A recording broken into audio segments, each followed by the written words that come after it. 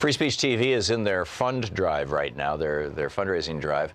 And so it would be a great time for you to call 877-378-8669. 877-378-8669. And of course, you can go to the Free Speech TV website and donate there as well. Please be sure to mention the show. There are a lot of great goodies that Free Speech TV is offering right now as part of the funds drive. And in fact, there's quite a few. But the important thing is to call 877-378-8669. Here's some information on one of the things that you can get. With a $72 contribution, you get the new edition. Troy Miller and I spent a year and a half going through all the research and updating everything and getting this thing exactly right with all the new climate change information, the last hours of ancient sunlight. That's with a $72 contribution, autographed by the author. Hey, want to give a truly sustainable gift to yourself and the rest of America? Something that doesn't need to be recycled, something that's not going to end up in the trash, something that doesn't involve, supporting the military-industrial complex, something that doesn't involve supporting some big, huge corporation, retail corporation like Walmart. How about a gift of Free Speech TV? How about helping America have access to a television network that actually tells the truth about what's going on? If you like Free Speech TV, if you find value in Free Speech TV, and you've never contributed before, you've never made a contribution to Free Speech TV, please call now, 877-378-8669. Free Speech TV needs your help, and we need to keep this show and this network on the air. If you like a program where you can literally call and lobby a member of Congress, those of you who have been watching for years and years know that many times people called Bernie Sanders during the 11 years he was on here and said, hey, what about this particular issue? And Bernie would say, well, I don't know about that. Let me look into it. And then the next week he'd come back on the show and he'd say, boy, that was really a big issue. I've co-sponsored legislation on that. I mean, that happened several times, several big times. The same thing has happened. Congressman Ro Khanna twice now has gotten involved in legislation as a result of people calling and suggesting it to him. And Mark Pocan, to the best of my knowledge, I think has done it once. And they've only been on our program a short while. Mark Pocan is on, every week, and Ro Khanna is on every other week. Your chance to actually speak to a sitting member of Congress. You don't have to get on a plane. You don't have to fly to Washington, D.C. You don't have to make appointments. You don't have to, even be a constituent. It's extraordinary, really, when you think about it. I mean, what other medium offers you that venue?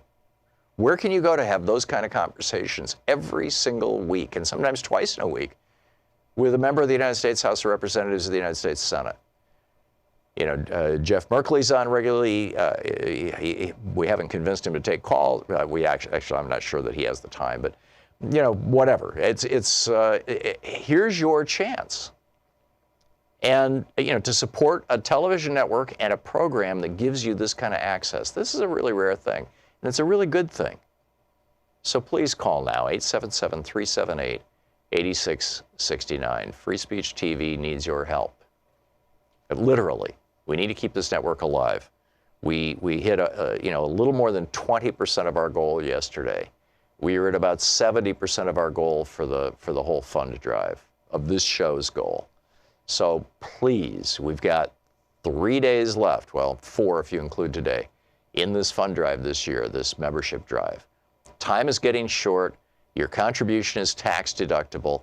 There's all kinds of goodies you get for contributing, but more importantly, you get to keep watching Free Speech TV. And hopefully in February, we're going to be bringing a couple of new shows on that if they happen, it's going to be really cool. It's going to be really cool. You're going to be very, very happy about this. It's only going to happen if you call now and make a contribution, 877-378-8669 or freespeech.org. With a $20 gift, Free Speech TV will send you a 3x8-inch clear window sticker with the logo that says Free Speech TV. With a $60 premium, you get a ceramic coffee mug that says Tag You're It on it and has my picture. With a $72 gift, you get the 2018 version of The Last Hours of Ancient Sunlight, the new updated edition of this book on climate, which makes a great gift, although it's getting a little late for gifts. You can always tell somebody that, put it on the card, hey, you've got a copy of Last Hour of Ancient Sunlight coming. With a $120 gift, Free Speech TV t-shirt and the sticker. With a $240 gift, Louise and I are putting together an NLP webinar. How do you know that you are loved?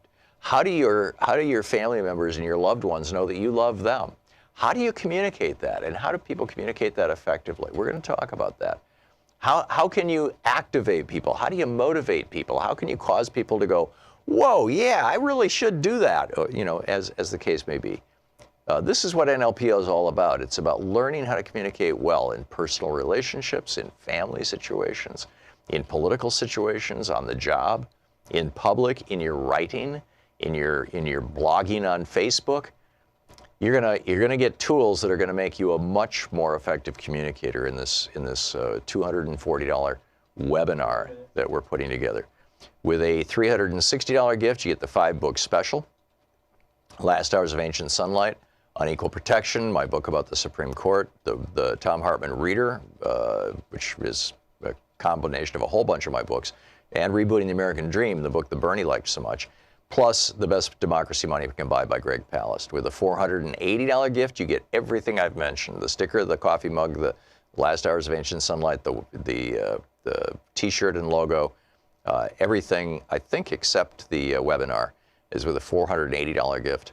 And with a $1,000 gift, meet and greet, come to Portland and hang out with us during the last hour of the show, and we'll go next door and have lunch, or down the street and have lunch, and it'll be a real nice time. The bottom line, though, is that Free Speech TV needs your help, and they need it right now. 877-378-8669.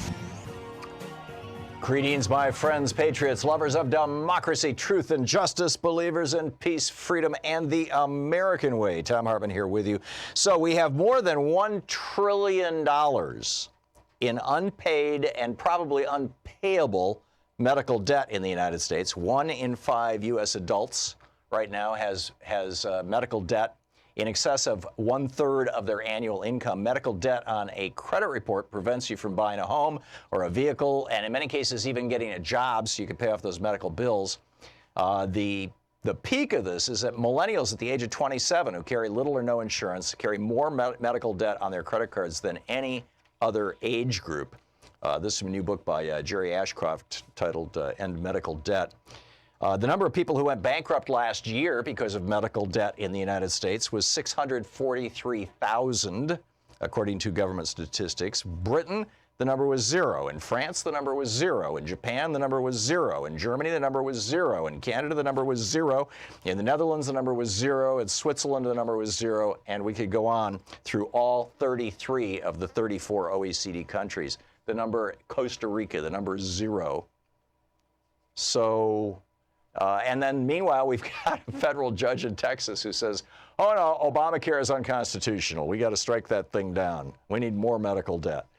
I don't get it. Dr. Michael Busler, as in PhD doctor, he's a public policy analyst, an economics expert, professor at finance at Stockton University in Atlantic City, and a columnist with Newsmax, LifeZine, and townhall.com is on the line with us. His website, muckrake.com/Michael-Busler, B-U-S-L-E-R. His Twitter handle is mbusler, B-U-S-L-E-R. Michael, welcome to the program. Well, hi, Tom. How are you? It's my pleasure to be here. Thank you. Thank you. It's good talking with you. So in this article that you wrote for, I've got Comdiggin News. I'm not sure where else it might have been published or if this is a secondary source, but you write, the article is titled, if people want to Google it, Obamacare Unconstitutional, What's Next for U.S. Healthcare. And you make some good points in here in terms of solutions. I particularly like your idea we should have more doctors. The AMA's stranglehold on how many students can graduate from medical school that goes back to the 1940s is crazy. I agree with you on that. But you also note the ACA was just the Affordable Care Act, Obamacare, was just another more subtle way for the Obama administration to redistribute wealth.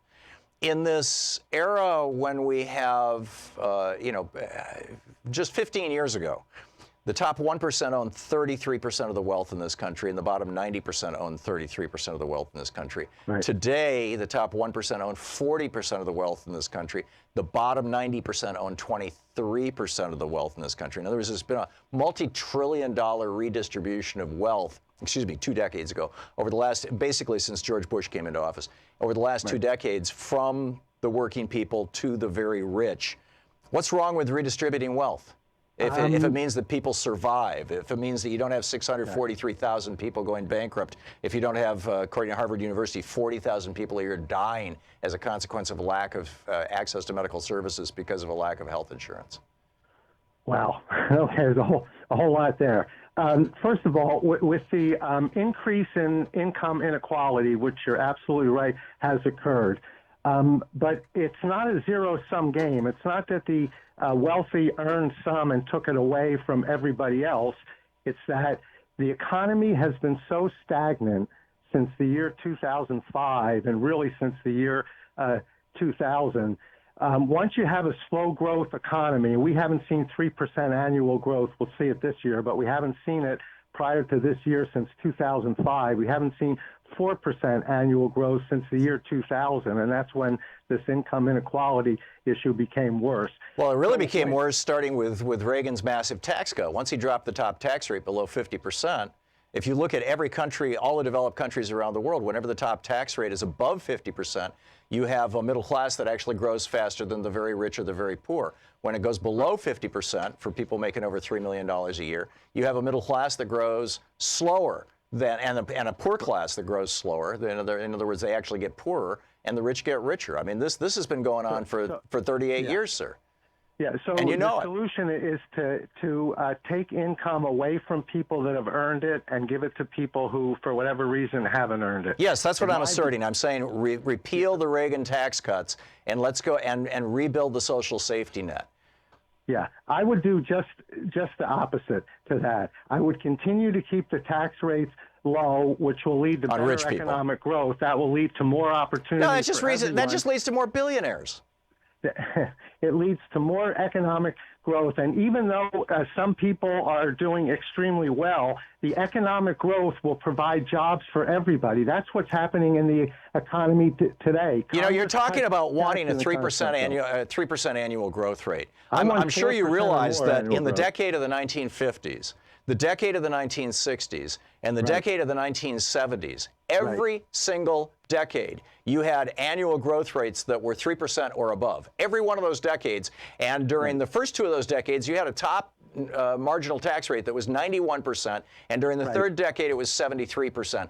That growth rate did not collapse until Reagan dropped that top tax rate. But instead of arguing tax policy, let's get back to health care here.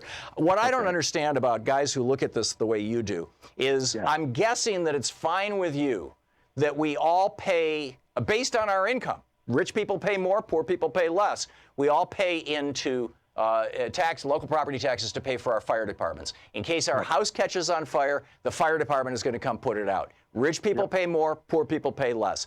I'm assuming you don't have a problem with that. Is your body not more important than your house? If your body metaphorically catches on fire, shouldn't we all be paying to fix that just like they do in the other 33 of the 34 richest countries in the world? The answer is yes, we should, but we should do all that fairly. Look, the goal of healthcare policy should be to have the most reasonable cost, the highest quality care, and cover as many people as possible. Unfortunately, the Affordable Care Act missed on all 3 of those goals. Prior to the Affordable Care Act, there were 85% of the population had health insurance. Today, about 91% have health insurance.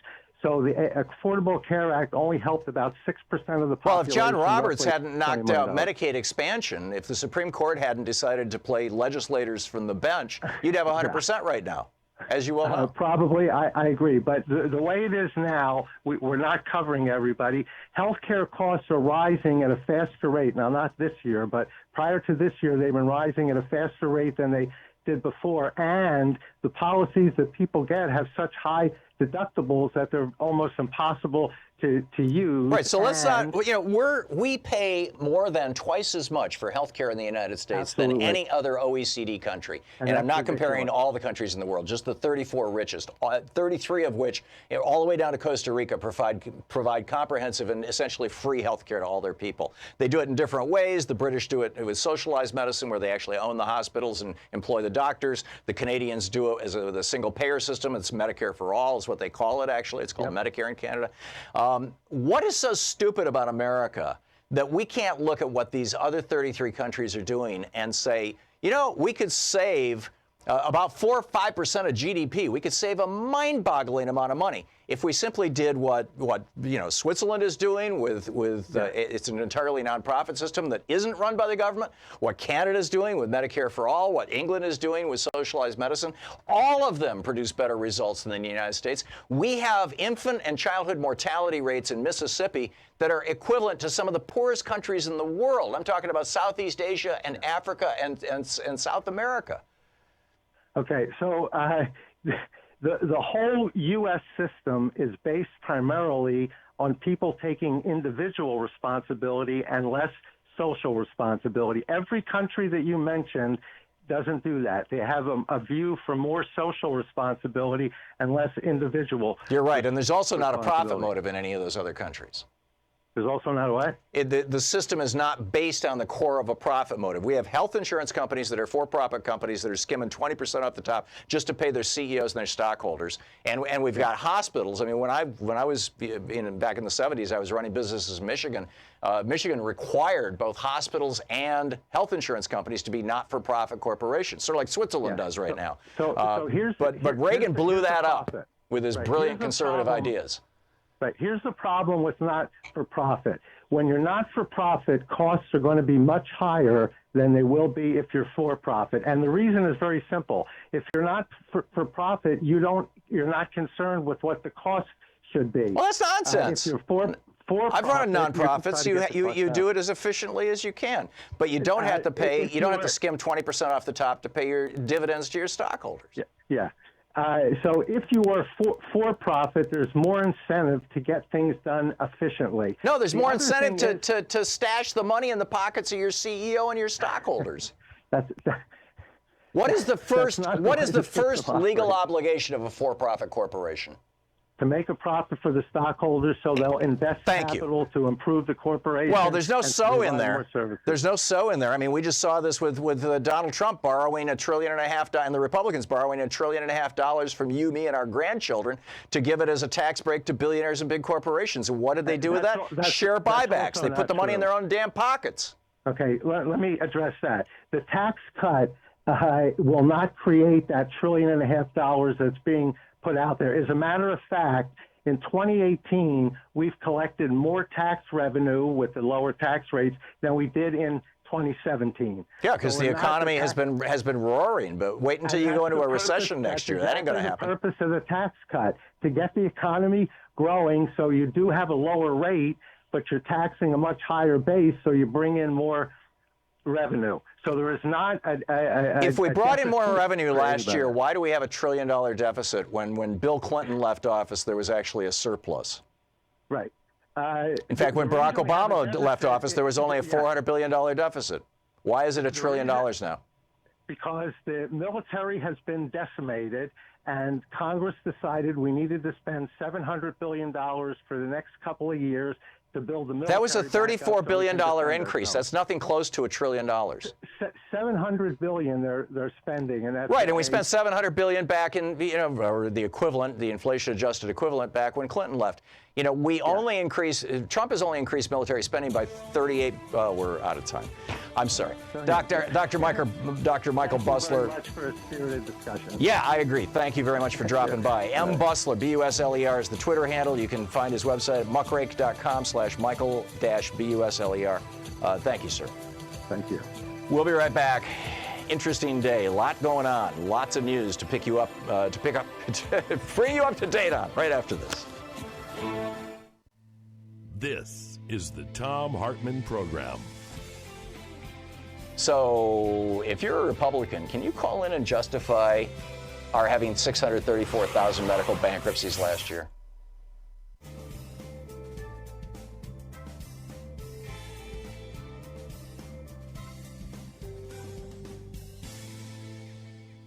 And welcome back. Bob in Burlington, Vermont. Hey, Bob, what's on your mind today? Tom, several things, but I hope the next time you call somebody that can keep up with you, because that guy just wasn't up to speed. You know? It's really hard to find conservatives who are willing to come on this program and talk to me. And typically, once they've done it once, they won't ever do it again. I know. I suspect it's those myriad of the day the earth stood still statues behind you there. But whatever, I wanted to talk about the closing down of the Trump charity, and how I hope that we have attorneys general who are going to say, no, there is no get out of jail free card here. We're going to track this down, and it's going to be another mark on the ever increasing load of marks that I hope are going to come out on this guy. Yeah, I as I mentioned to Dr. Bussler, I used to run a nonprofit. It was a community for abused kids, and started it, ran it, was on the board for 30 years, and I was very aware of the fact that if I used that nonprofit for self-enrichment, I could go to prison. And in fact, people do routinely exploit nonprofits in ways that are inappropriate and go to jail or pay massive fines and personal fines. Well, and go ahead. Trump continues to dance on the line of campaign finance with just about everything he does, everything he touches.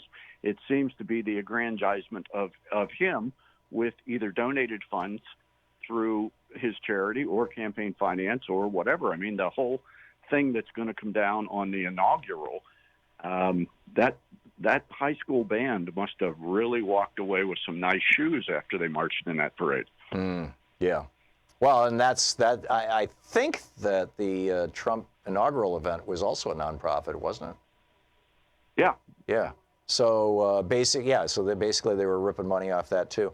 Yeah, it's Nigel, our web guy, sent me this article, the BBC actually version of this article. The British are paying careful attention to this about Trump and his charity and how it was there are clearly crimes committed here, and we're go ahead. The thing that we should walk away from this is several lawyers in the Trump Corporation should no longer be able to practice after all this is done. I mean, there's and CPAs one too. Walk along the line of the law. I'm sure they jumped over it several times. Yeah, and the lawyers should lose their law licenses. The CPAs should lose their CPA license, and Donald Trump should go to prison. And which raises another question. I mean, there's speculation now. Fox News yesterday speculating that Robert Mueller is about to throw the book at Ivanka and Jared and Don Jr. and threaten to send them to prison, and that might be the thing that causes Donald to say, if you'll just let us all get out of jail free card, we'll just go away, like Spiro Agnew did back in '74. What do you think, Bob? Something that came across the news feed 20 minutes ago. Somebody predicting that within 2 months he'll throw in the towel and resign. I don't think so. I don't think it's his personality, but yeah. I think he will be perfectly willing to cut a deal with the prosecutors to keep his kids out of jail. But and to keep himself out of jail. I go back to my original statement. I hope the prosecutors are not taking that. Yeah, I'm with you. I'm with you. And what's the deal with Melania and chain migration? Anyway, Bob, thank you for the call. And thanks for watching us there in Burlington, Vermont on Free Speech TV, which is in a fund drive right now, and many of your local Pacifica stations are too. So chip in, hey? 22 minutes past the hour.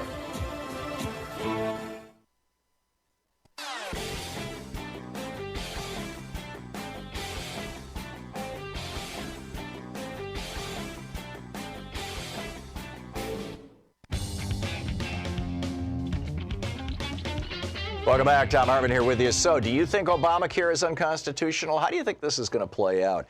Donald Trump's charity is under examination. In fact, they just cut a deal with the prosecutors in New York City or New York State. I'm not sure which. I think maybe it was the state, saying that we will shut down the charity if you will not send us to jail, or at least that's what it looks like. We're still waiting to find out exactly what the deal is. And Meanwhile, Michael Flynn is in court. We'll see how that shakes out. But there's an interesting story here about all of this. In addition to the $1 trillion now we have in medical debt, we have got $1 trillion in $1.5 trillion in student loan debt. And by the way, Betsy DeVos has said that she is going to refuse, she's trying to refuse to cancel $150 million in student loan debt because people, go out and get these particular types of jobs that benefit their communities. She's not going to go along with this. This is nuts. But that's kind of a tangent. But Trump, the fact that Trump and the Republicans, they want to continue the student loan debt problem. They want to continue the health care crisis. And they're apparently engaging, from all the news reports I'm seeing, Donald Trump and his family have been engaging in illegal activity for years and years and years. The New York Times documented all their tax scams, for example, and the ways that Trump, extracted hundreds of millions of dollars from his father's estate to the detriment of his siblings. Is it possible to put a president in jail? Is that possible? Well, it turns out it's happened.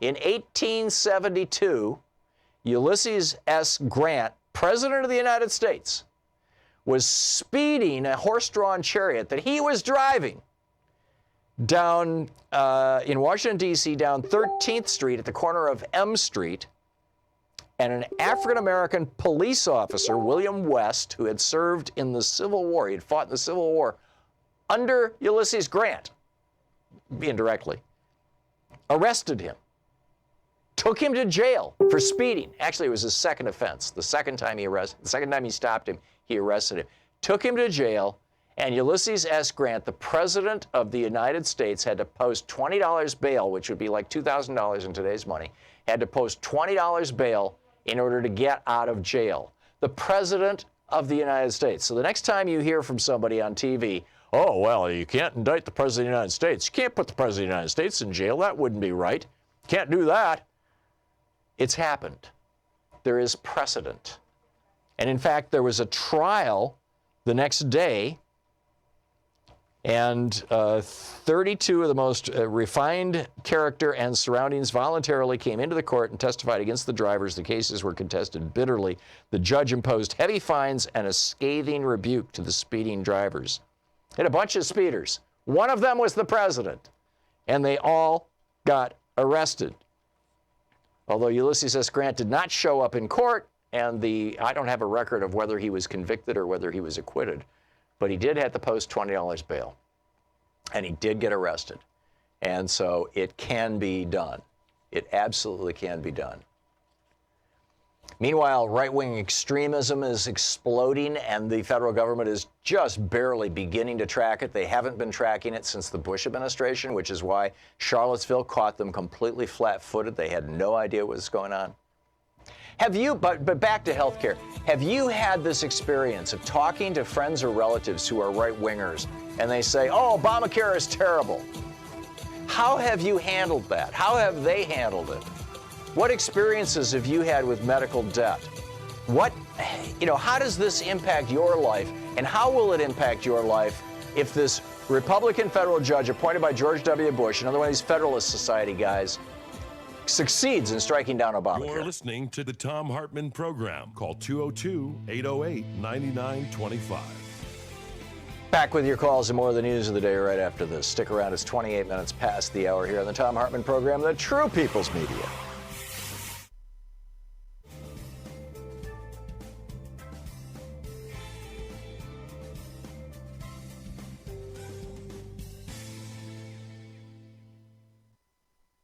Hey, want to give a truly sustainable gift to yourself and the rest of America? Something that doesn't need to be recycled, something that's not going to end up in the trash, something that doesn't involve, supporting the military-industrial complex, something that doesn't involve supporting some big, huge corporation, retail corporation like Walmart.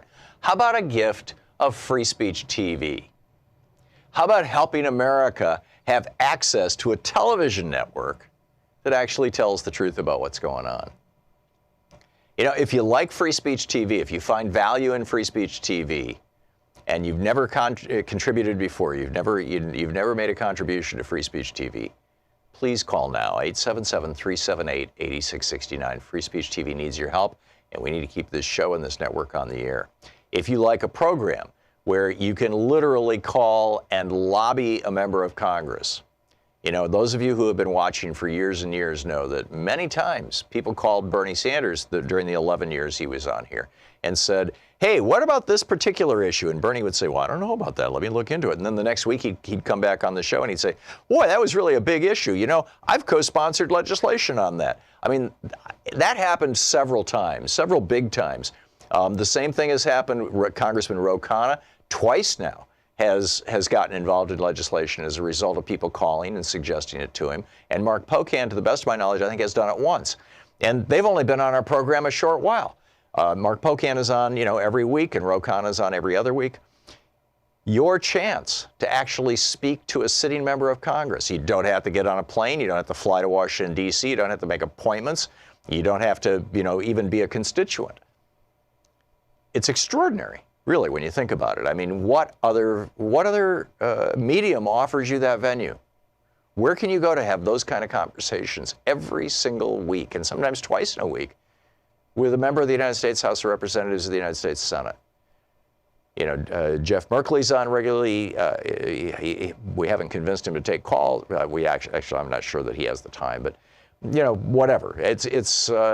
Here's your chance.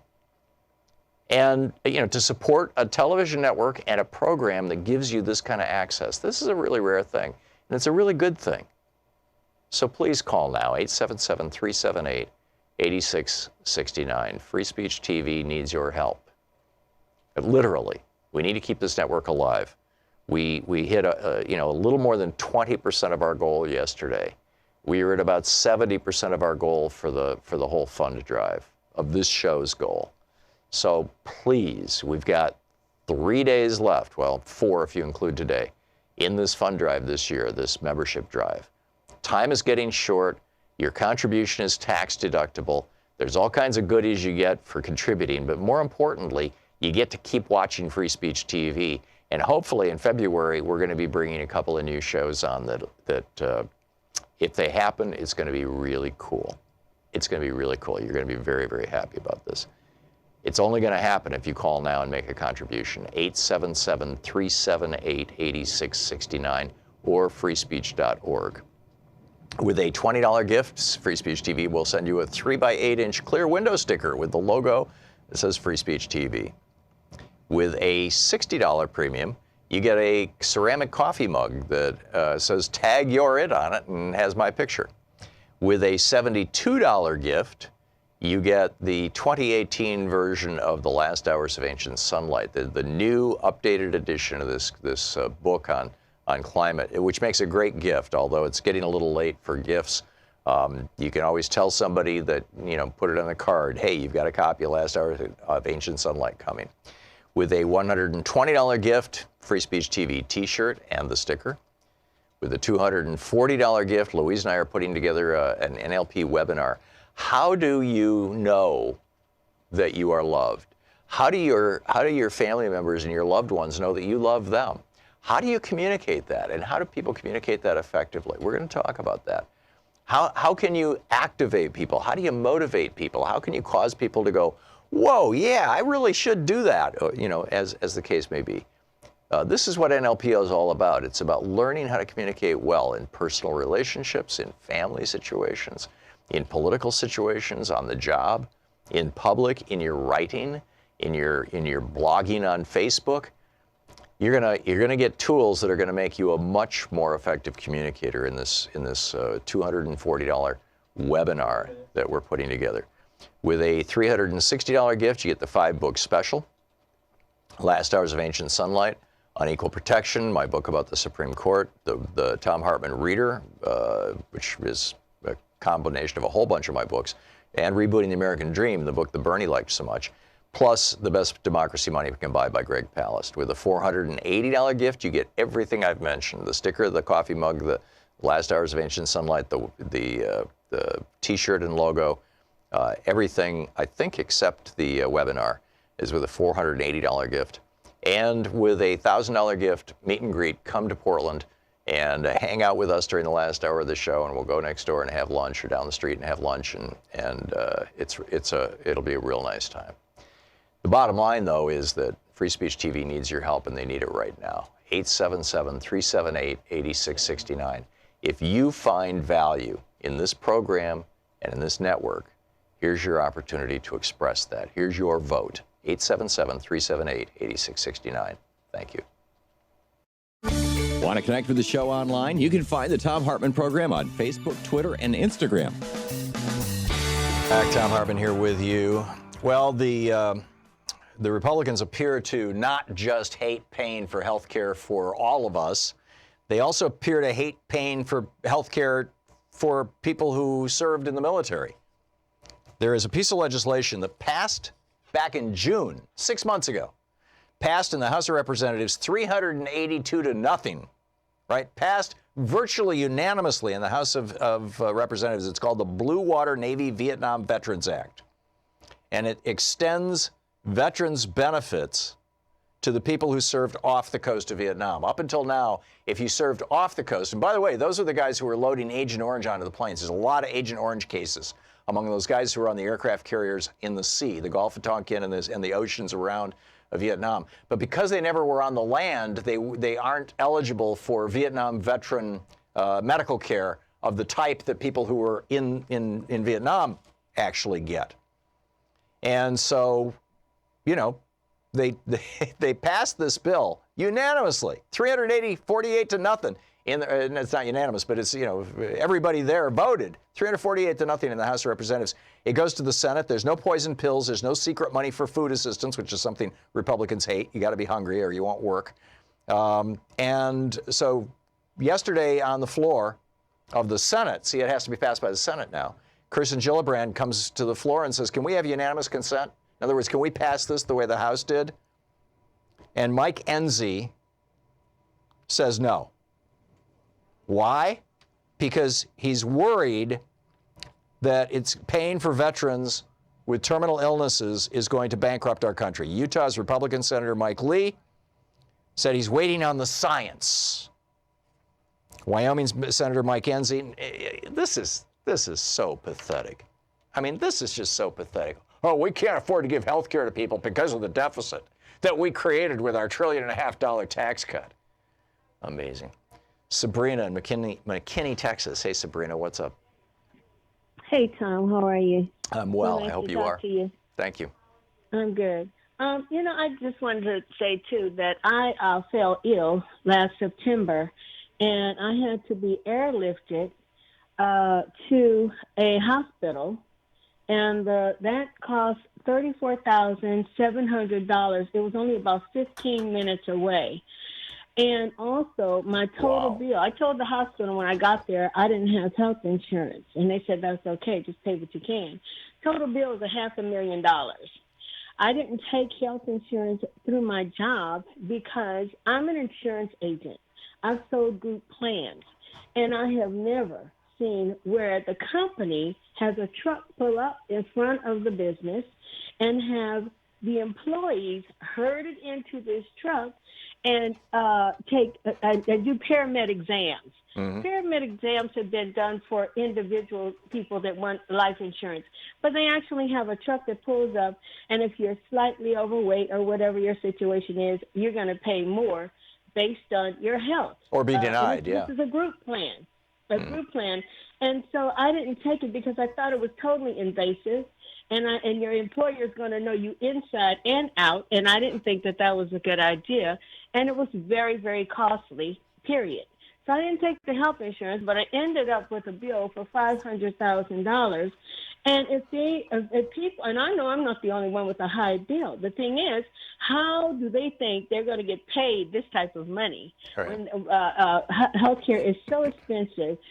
People are not going to be able to pay this. And if you ask me, it's a stupid idea in the first place that they charge that much. Yep. Number two, I don't know why we are spending so much time trying to figure out Donald Trump. They knew who they let in the White House when he got in there. And it's all planned. Yep. He got selected. He didn't get elected. He was selected. And nobody gets in there by mistake. So you know, we're spending a lot of time spinning our wheels and trying to talk about Donald Trump and all the nutty things he's doing in his whole administration. Bottom line is he's in there for a reason. He's carrying out their agenda. And that's what it is. And we're suffering for all of this. Yeah, and you want the proof of that? Look at what Mitch McConnell did in the last year of the Obama administration. He held back Merrick Garland because he knew that this massive voter suppression effort was coming in all the Republican states, which included the swing states of, you know, Ohio, Pennsylvania, Wisconsin, Florida. And with that voter suppression effort, you know, keeping down in particular the black vote, also the Hispanic vote, and the urban vote, just, I mean, even white people living in cities, you know, big cities, their votes were suppressed. And they knew that this is going to do it. So, Sabrina, has there been any, please real quickly, because I've got a whole bunch of callers who want to get in here. Has there been any resolution on this $500,000 bill from the hospital or the $33,000 bill from the medical ambulance? No, thing is, they say, you know, I have a job. I've been off work. I haven't been able to work since I got ill.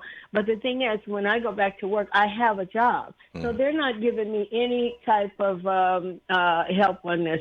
I have to pay this. So they're not cutting any slack, and they're going to try and garnish your wages or something, do you think? I hope not. Yeah. I really hope not, because that would be a total crime. Yeah, I hope not, too. To do people like that. I'm never going to be able to pay that. Even if I sold my house and gave them the equity, it won't even, I'm in Texas. Yeah. I would never be able to pay that. Incredible. Yeah. Sabrina, thank you for the call, and thanks for sharing your story with us and for your insights into how the insurance industry works. It's much appreciated. Van in Gordonsville, Virginia. Hey, Van, what's up? Hi, good afternoon. Thank you so much for your help in getting America back to where it belongs. And I was talking to your screener about we should have Medicare 100 for all seniors and about get the insurance companies out of the seniors' pockets. Yeah, I agree. We need to end the need for Medicare gap insurance, Medigap insurance, and we need to end the availability of Medicaid, Medicare Advantage, which actually isn't Medicare. Ripping us off insurance, isn't that?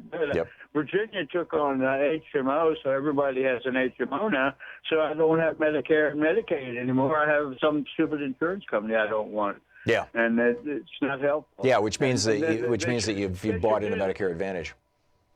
Do this in a tiered way, so the 100% goes to the 65 and over. And 80% stays with like 45 to 64, and those below could get maybe 50%. You do it slowly enough so it doesn't kill all the insurance people. They'll find work. Yeah, they absolutely will. You know, Bernie's proposal phases it in over 4 years, and which makes a lot of sense because you've got to expand the Medicare bureaucracy too. And all they'll be doing is they'll be hiring people away from United Healthcare and Anthem when those companies radically downsize to start acting like health insurance companies in Canada and Europe, where they're simply providing, you know, 5-star gold coverage at $30,000 a year for very, very rich people, which includes things like medevac helicopters in the Himalayan Alps. I mean, you know, Van, you nailed it. Yeah. Want to throw up. Yeah, there you go. Right. Van, I got to run, but thank you for the call. Kim in Athol, Mass. Am I saying that right, Kim? Yes, you are, Tom. Hey, what's up?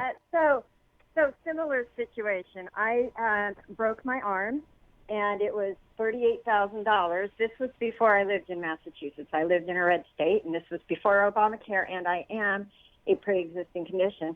So try as I might to get health care, I couldn't because I'm self-employed. Broke my arm, $38,000. Within a month, they said they would have a lien on my house, the hospital. Wow. So, but they also said if I could pay it all off in one fell swoop, they would give me a significant discount. Long story short, within that month, I came to them and paid what they were asking. It ended up being $17,000. Took up all of our savings. I had to max out a credit card. Also had to borrow some money from friends. Other friends had a fundraiser dinner for me. We raised several $1,000s that way. That's the only thing that saved me. And all I kept thinking was, what if I were not this lucky? What if I didn't have any savings? What if I didn't have friends and family who could help me out?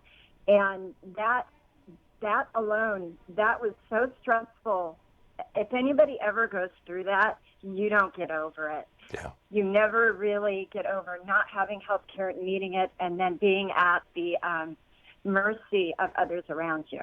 And this was all because you lived in a red state. Now that you live in Massachusetts, you could break your arm all day long and you wouldn't have a bill. Is that correct? I mean, not that I would wish that on you, but you get what my point.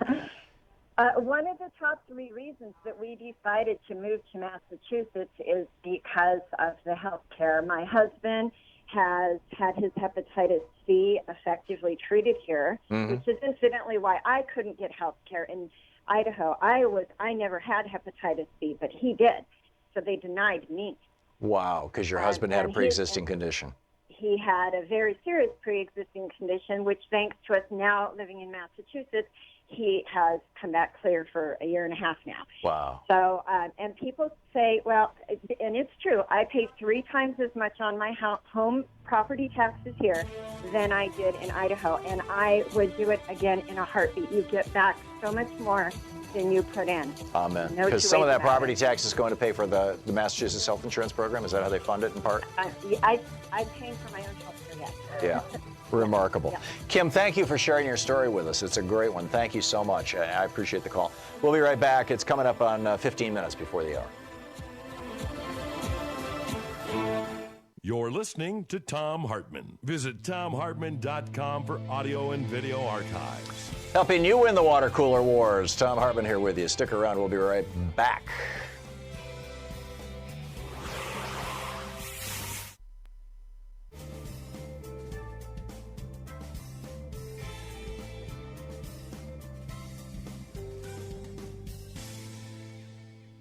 And welcome back. Kathy in Etna, Wyoming. Hey, Kathy, thanks for watching Free Speech TV.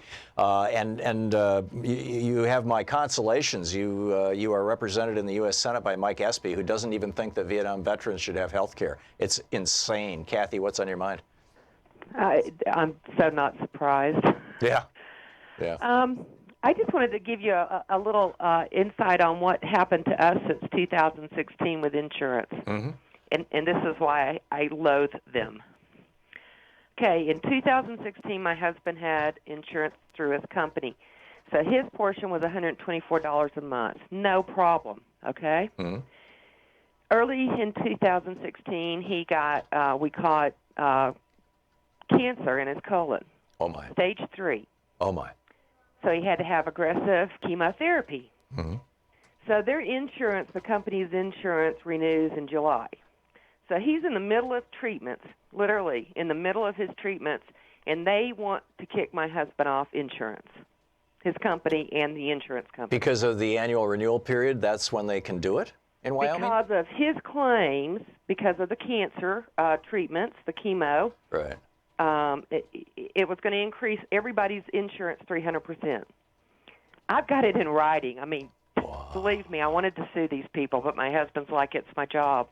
Don't do it. Yeah. Okay, so to try to make this short and sweet, from there on, we got private insurance through Blue Cross. It's the only one we have. It's a monopoly in the state. Mm-hmm. $700 a month. Is this through we had to Obamacare? redo all our deductibles and everything again that year. Mm-hmm. So we get the treatment. He's doing great. Good. By the end of the year, it's or a few months later, the premium goes up to $800. By the end of the year, for the following year, for 2017, it was going up 46% to $1,200 a month. Wow. We can't do that. We're working class people.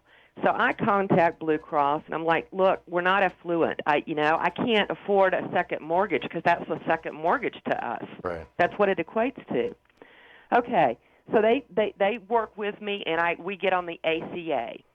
It's $220 a month. And it's beautiful. It's working for us. It's fabulous. This is the Obamacare plan. Yes, sir. Yeah. So that's what we've had, and it's been just fine. Now, this year, my 19-year-old son, because he can't go to college, we can't afford it, he's working. So he won't be on our taxes next year. So when I did the renewal this year, or this past couple of weeks, our rate now is going to be $2,500 a month for just me and my husband. That's almost $30,000 a year, Tom. This is with the Obamacare? Yes, sir.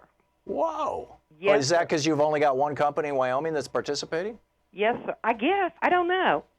It blows my mind. We can't afford $30,000. So guess what? My husband, is going to this cancer treatment place to get his blood drawn and check up every few months.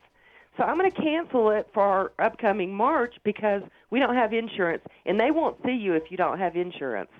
Wow. So we're just going to have to beg, borrow, and steal, so to speak, to figure out how we can get my husband tested and keep up with this and stay on top, so hopefully his cancer doesn't come back again. But this is healthcare in America. Yeah. This is what America is to us, and I despise it. It is a flaming, screaming, screwed-up disaster, all to benefit the literally billionaires like Stephen Hemsley, who runs United Healthcare. He's taken over $1 billion in compensation out of that company, and done it all by saying no to people like you, Kathy. Kathy, thank you for the call.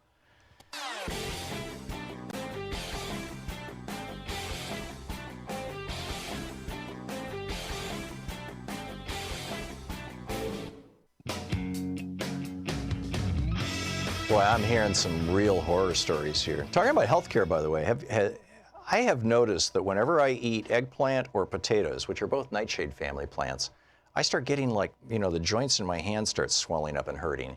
I don't know if that's a common thing that, nightshade plants produce what seems like some kind of arthritis or not, but, when I stop eating them, it goes away. It's very strange. Anyhow, Joan in Cary, Illinois. Hey, Joan, what's on your mind today?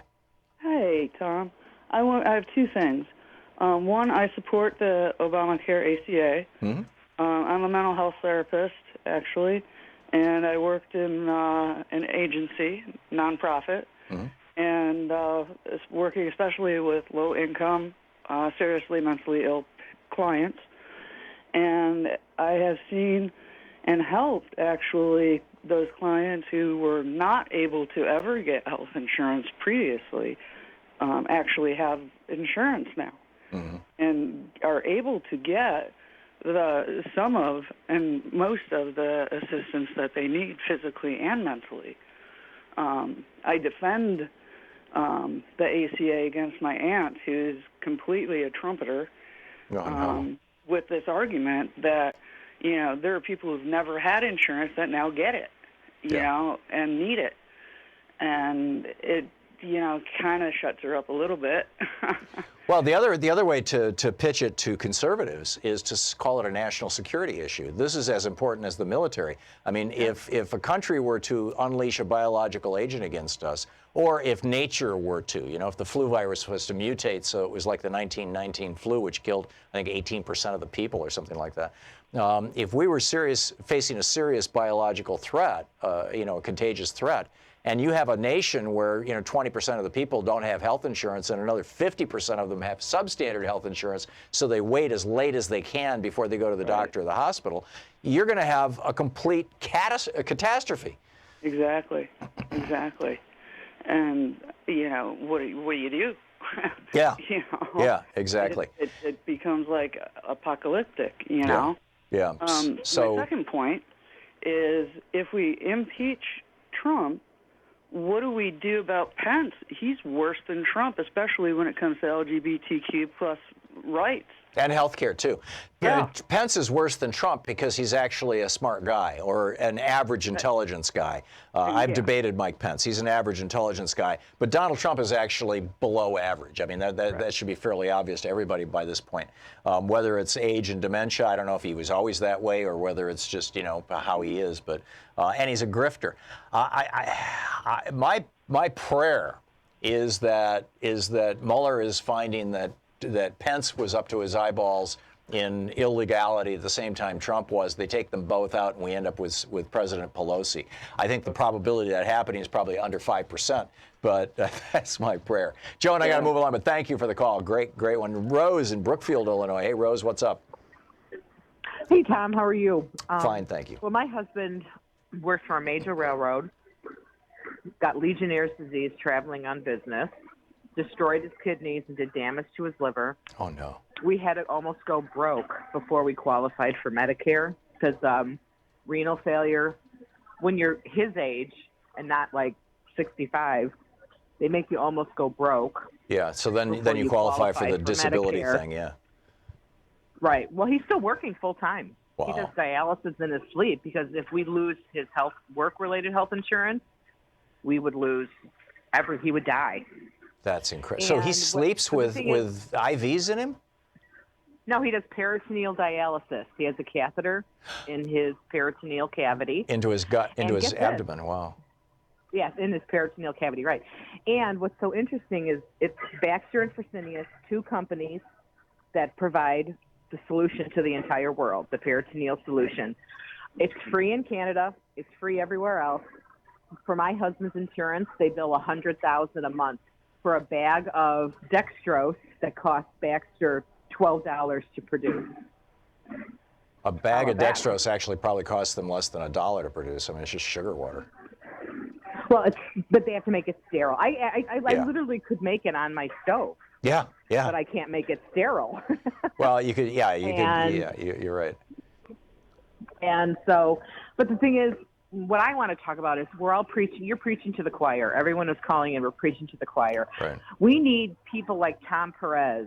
You know, I try to get a hold of him all the time. There were so many ads that the DNC should have been running at the November. Like, for instance, when they gave the tax cuts and cut Medicaid so badly in Louisiana, and all those seniors were kicked out of the nursing home. That was a 30-second spot that would relate to the Trump hillbillies that we didn't run. Yeah, you're absolutely We're right. not running these ads. You're absolutely right. No, the DNC has not taken the knife out of the sheath, as it were. I mean, you know, they have consistently failed all the way back to the Dukakis campaign. They have consistently failed to go for the jugular against Republicans, and Republicans are so vulnerable, as I hope I demonstrated in the opening debate on this, on all these issues, whether it's taxes or Medicare or anything else. Rose, I have to move along, but thank you for your call and thanks for sharing your story. I wish your husband the very best. Tell him I said hi. Thanks. Thank you, Rose. Jay in Littleton, Colorado. Hey, Jay, what's up? Hey, Tom. It's a pleasure to talk to you. Thank you. You were talking about how to talk to Republicans about this, and I think that there's no angle. I mean, I think it's kind of they're locked in. They're locked in. Don't you think the fire department's metaphor that I used is? I mean, I've never had a Republican be able to respond to that unless they're a true libertarian, in which case they say, oh, we shouldn't. Fire departments should be for-profit businesses too, and they shouldn't stop your house from burning down unless you've paid your monthly fee to them. They're always, they'll come up with some. Oh, it's too bad for them. I heard these two guys in a coffee shop. Jay, I'm sorry, your phone is breaking up really badly. I'm missing what you're saying. Call back a little later on and we'll try it again. Johnny in Joliet, Illinois. Hey, Johnny, we just have about a minute here until we're going to hit a break. Not even that, about 40 seconds. What's up? Johnny? Now that they've declared Obamacare unconstitutional, all right. Does that make all the funds collected under that unconstitutional and refundable to the people paying this too? No, nobody's going to get a refund. And by the way, only one judge has declared Obamacare unconstitutional, and he did not issue an injunction. In other words, he did not stop Obamacare in its tracks. He basically made this ruling, and now it gets kicked to the Fifth Circuit, and from the Fifth Circuit, it'll go to the Supreme Court. Both very, very conservative. I mean, the Fifth Circuit is the most conservative of all the circuits, and the Supreme Court, of course, we know Trump put two Federalist Society right-wing wackadoodles on the court. And, in Gorsuch, whose mother tried to destroy the EPA, and in Kavanaugh, who has his own sordid past. Johnny, thanks for the call. We'll be right back.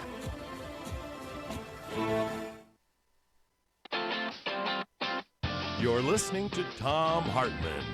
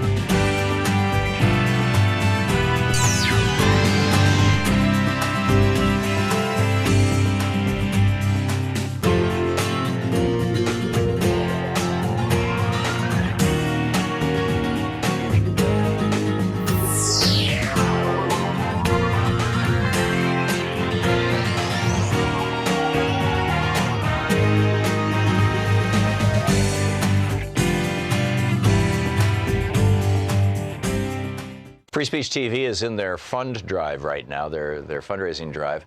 And so it would be a great time for you to call 877-378-8669.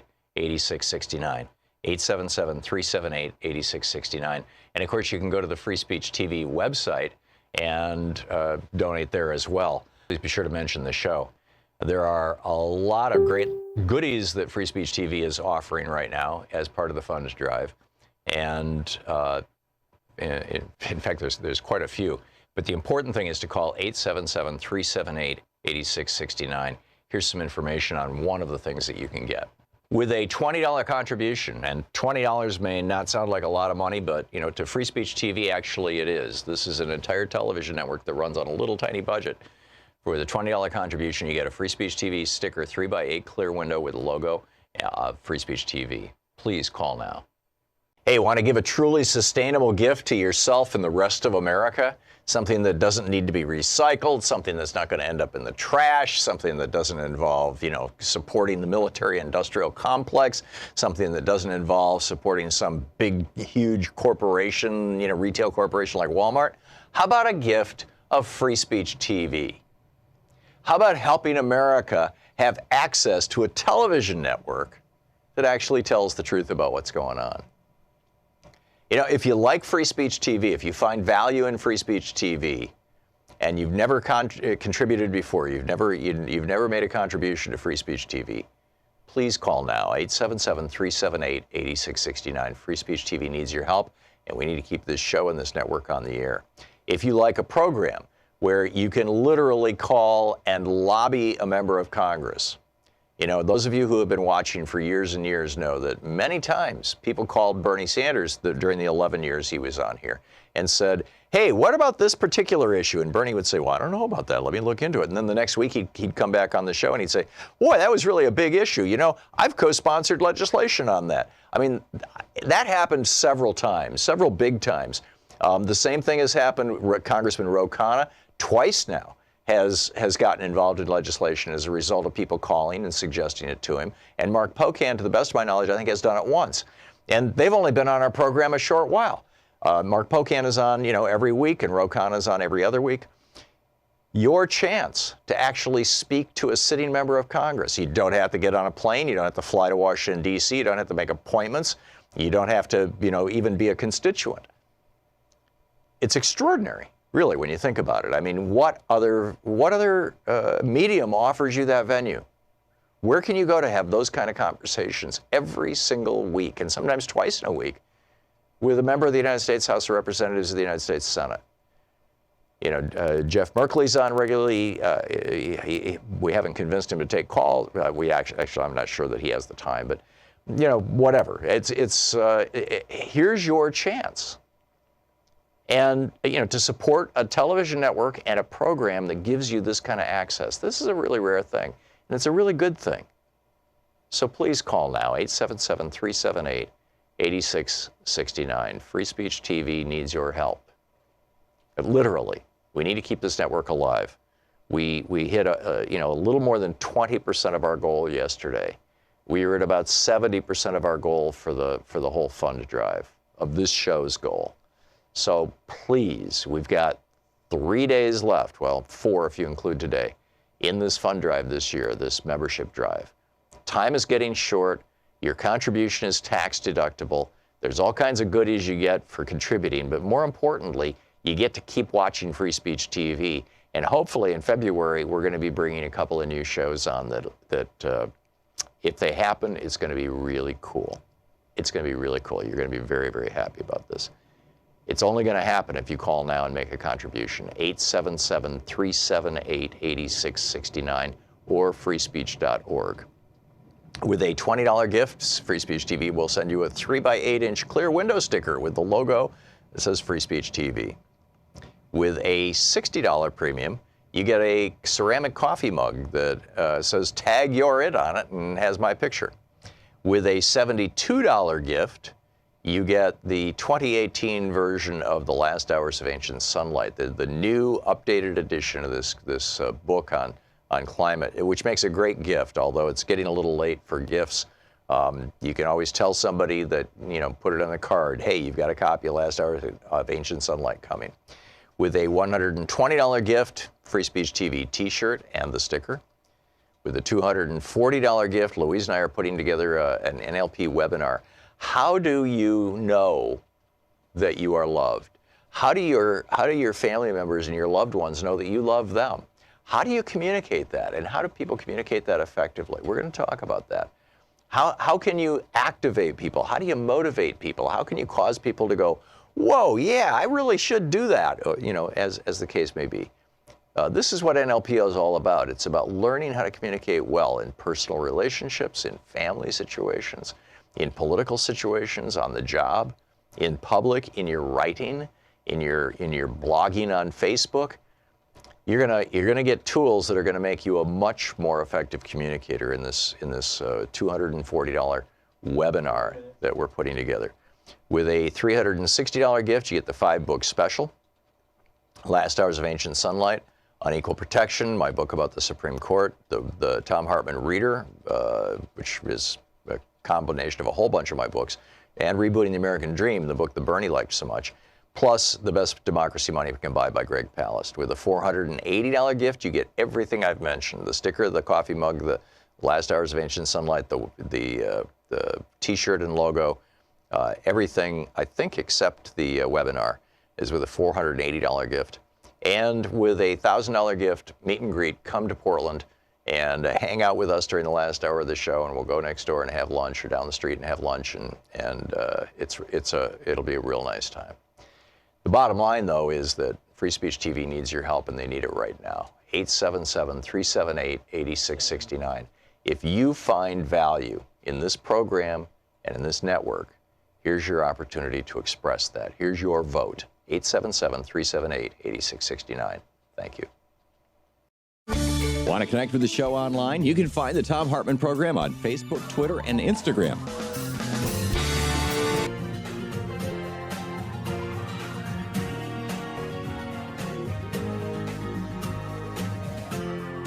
This is the Thom Hartmann Program. Welcome back. Thom Hartmann here with you. And just to keep you up to date on the news, Michael Flynn's sentencing. The judge has said, I'm not going to sentence you today. You sold your country out, he says to Michael Flynn. And I have to think about this. We're going to, I'm not literally quoting or anything, but, metaphorically or whatever. And you're going to have to come back and prove to me that you've been helping the government in a way that actually justifies letting a criminal not go to jail. So that's the bottom line of the breaking news today. On the line with us for the next hour, it's Middays with Mark, Tuesday edition. We're doing it a day early this week. And Congressman Mark Pocan is with us for the hour, taking your calls. And Shira is going to go through and make sure that all our calls are for Congressman Pocan. Congressman, welcome back to the program. Oh, thanks, Tom. Glad to be here. Thank you for joining us. So, first question: pay-go, the House rules. This requirement, which appears to only apply to Democrats, that if you're going to propose legislation or tax cuts or anything else, you have to figure out a way to pay for it. Is this going to survive the House rules? I mean, I'd like to see this thing just die an ignominious death. Well, I think, Tom, you kind of have to look at it. There's a bunch of rules that have been proposed, a bunch that are kind of consensus, quite a bit, actually, that the Progressive Caucus initiated are in the rules package right now. Jim McGovern from Massachusetts has been leading that project. We got rid of, I think, what was the worst one, which was a 60% rule on any tax increase. And there was a rule the Republicans had, and of course they violated when they did their tax cut for the wealthiest because it raised taxes on other people. So why, have a rule that they've already violated in there, and they've decided not to move forward with anything around that? So the one that we have also talked to leadership about that we'd like to see go is one called pay-go, which, as you mentioned, makes us have to do cuts to either mandatory spending if you're going to do any increases in spending in other places. It also is in statute. So, there is a little bit of a distinction that it's in statute, and this is in the rules process.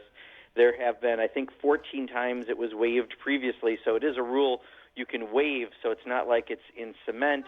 but still it doesn't seem to match what we're talking about trying to go in and do, and we'd like to have a cleaner set of rules. But those debates will all happen. I think we're supposed to have the process of that done by February 15th, if not sooner, and that'll take place once we reconvene the new Congress after January 3rd. Okay. And then the shutting down of the government, the last time this happened was in 2013. Ted Cruz made it happen. I'm not sure the time before that. This all started with Newt Gingrich in, as I recall, 96 or 97. As, basically, I think it was a campaign stunt for the 96 elections. Correct me if I'm wrong.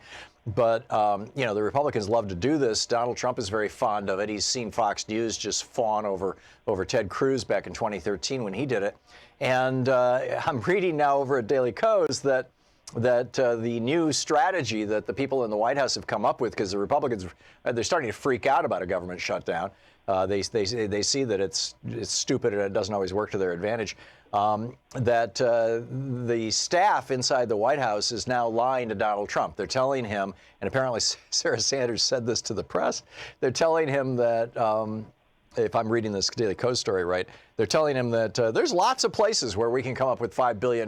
We've got a huge federal budget. Don't worry, we'll take care of it the new year. Just sign the, and Trump, like he doesn't read, and if Fox News tells him it's... Golf. Right, go back and golf. Right, exactly. Hey, you've got a 16-day vacation coming up at Mar-a-Lago. Don't you want to get on the damn plane? So what do you think? Are we going to see a government shutdown, or is Trump going to get suckered by his own staff? I think no one really wants it. It really does hurt the economy. Even a short shutdown could affect almost 0.5% of our GDP out of the fourth quarter, and I've seen other estimates as well. Equally bad. It's never a good thing. And the party that does it, it's not seen favorably. So, last week a Republican told me in their caucus meeting, they were all told, don't forget, it's the Schumer shutdown. It's the Schumer shutdown. And then Donald Trump had his meeting where he goes, this is my shutdown. I'm going to shut it down. So I think they lost all their messaging on it. They're just trying to figure out how to get out of this. Even the Republicans in the last appropriations bill, and I serve on the Appropriations Committee, put language in that the additional money we put for support at the border could not go to any design after March of 2017, which is when the wall design came out. So even Republicans know this is a dumb idea. So I think that they're finally getting to the point that the president's going to be told, we'll pat you on the head, we'll figure out your wall a little later, but, go back and golf, like you said. And I think it'll be all right. But at the same time, the problem Paul Ryan has is last week for the Farm Bill, 17 of his Republicans who lost didn't even bother to show up.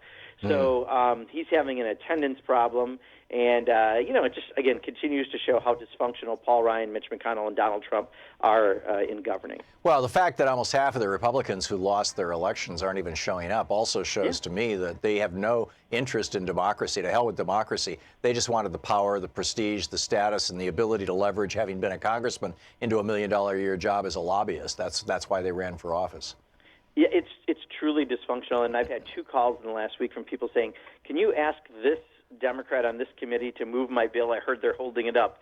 We're in the minority, but because they can't even govern while they're in the majority in the House, the Senate, and the White House, they have to find someone to blame because it can't be Paul Ryan's incompetence as a speaker.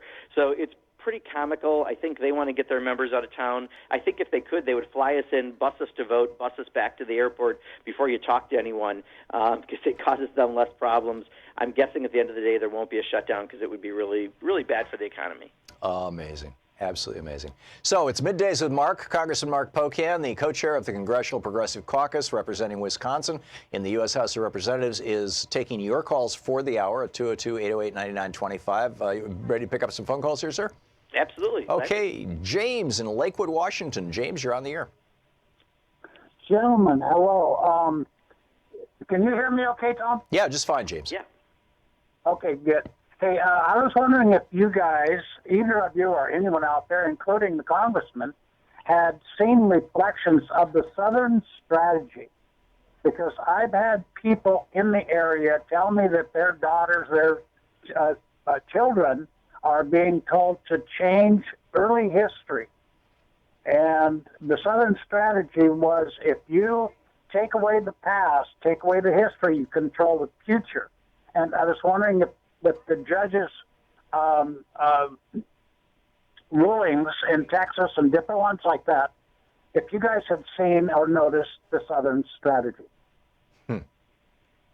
I can't say I've seen it specifically right now as a strategy, but I've seen the Republicans do this for quite a while, right? I mean, whether it be alternative facts or fake news, they are trying to go after the places people get information, and they want you only to go to them to get the information, which is why the president uses Twitter so effectively. So, I've certainly seen that strategy for the last 2 years, and I'm not surprised by much of anything, unfortunately, these days. But I can't say that strategy I've seen specifically in operation, but I've seen plenty of strategies to try to make people not believe the truth or not believe facts and history, I guess, to your question, James. But they want you to go to only one source, and Donald Trump would like he to be that source. Right. Or Fox News, right? Russ. Yeah, but preferably Donald. Yeah. Russ in Hickory Hills, Illinois. You're on the air with Congressman Pocan. Hi, yes, Mr. Pocan. It's nice to talk to you. I was wondering now, if you guys control the House and that, are you going to bring in his 3 kids and his son-in-law for all their activities, like, with the inauguration with his daughter? Because his daughter and her husband, they're guilty of something. Are you guys going to drill them, or is that off limits for you guys? Because there was a guy out says that you guys in the Senate, they don't see you guys losing a Senate seat for the next Senate election. It's all Republicans. So what are you guys going to do about his kids and son-in-law?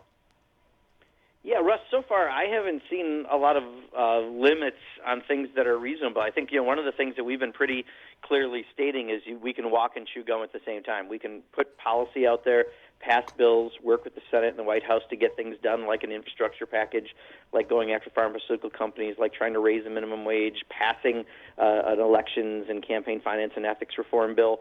But we can also do the proper oversight that hasn't happened for the last 2 years.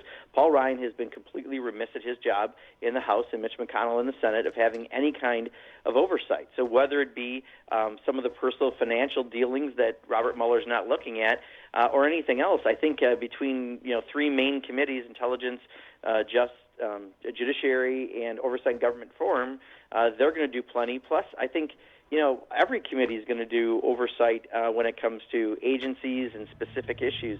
So I don't think anyone's off the list because you're the president's child. You're on the list. That's reassuring. That's reassuring. Congressman Mark Pocan taking your calls for the hour at 202-808-9925. We'll be back with more of your calls for Congressman Pocan in just a moment. He represents the state of Wisconsin's, which district is that? 2nd District? 2nd District. And is the co-chair of the Congressional Progressive Caucus. This is the Thom Hartmann Program. And you can reach his website at pocan.house.gov, P-O-C-A-N. His Twitter handle is Rep, R-E-P, as in Representative Mark Pocan.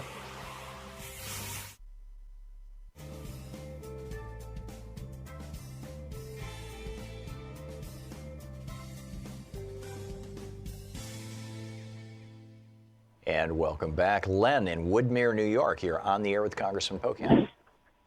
Hi. The conversation about taxes always seems to turn red states off to the Democrats. And I was always proposing, when I get a chance to speak with someone, a whole different way of looking at taxes. They knocked out the state and local deduction except for the first $10,000. But the IRS, the federal government, to even out the whole playing field and turn off people to thinking that, they want to be in a low-tax state would be to give people a full credit for up to 10% of their 10% of the whatever their tax bill is to the IRS. So, for example, in New York, let's say you had a 12% tax because you were making a lot of money. You could still deduct as a credit 10% of the tax you paid against your federal tax. And, this way, state and local governments would be able to get a lot of revenue. Like they always say, they want to give control to the state. They'd have more money to pay for schools and everything. And it would even out the playing field so that you wouldn't have one state fighting against the other to try and get people to move there because their taxes are lower. And obviously their services are lower and everything else about the state is lower. Congressman? Yeah, Len, I hear you. I think, my main concern about what happened in that tax bill is not so much that now we're going to work around that framework, is that we undo the framework completely. Lowering the corporate rate so much, lowering the rate on the wealthiest so much is having an impact on everyone else. 83% of the money goes to the top 1% in 10 years. And that's a real problem. And rather than working around that, I'd rather try to dismantle parts of it and go back to something that makes sense. One part that people don't know about, Tom, and I think it's really important, is a lot of people are going to have increases. I was talking to some union electricians in both Iowa and Minnesota during the campaigns, and one said, they've lost their now ability to deduct when they travel, their tools, their union dues, for example, and he had his accountant run under the new Republican law the same amount of money he made the past year, and he's going to have a $3,000 tax increase because of it. So we've always been told that everyone's going to somehow gain on this, and yet the reality is the very, very wealthy, the people who can afford to go to Mar-a-Lago, will do quite well, but the rest of us, not so much, and in many cases, people are going to pay more. So let's not work around their framework. Let's go back to having something that makes more sense. Yeah, in fact, I'd like to blow it up all the way back to Reagan's first tax cut. As would I. Yeah, and you just reminded, we have 30 seconds to the break. You just reminded me that after the tax bill passed, Donald Trump walked into the dining room at Mar-a-Lago and said, "Hey, I made all you guys just a whole lot richer." And this is after he campaigned on raising his own taxes. How gullible are Trump voters? Is Fox even trying to spin this? I don't get it. I think as long as a percent of them are happy with the rhetoric around black and brown people, they don't care what you do to them, unfortunately, and that's a big chunk of what's left of Trump's base. But, that is the classic. I mean, this was done for Republican donors, people who belong to Mar-a-Lago, and the very wealthiest in the country, the top 1%. Amazing. It's 20 minutes past the hour. Congressman Mark Pocan is with us for the hour, taking your calls. We'll be right back with more of your calls for Congressman Pocan. You can tweet him at Rep. Mark Pocan, and he actually reads his own Twitter feed, so check it out. And you can also check out his website at pocan.house.gov. We'll be right back. Free Speech TV is in their fund drive right now, their fundraising drive. And so it would be a great time for you to call 877-378-8669. 877-378-8669. And of course, you can go to the Free Speech TV website and donate there as well. Please be sure to mention the show.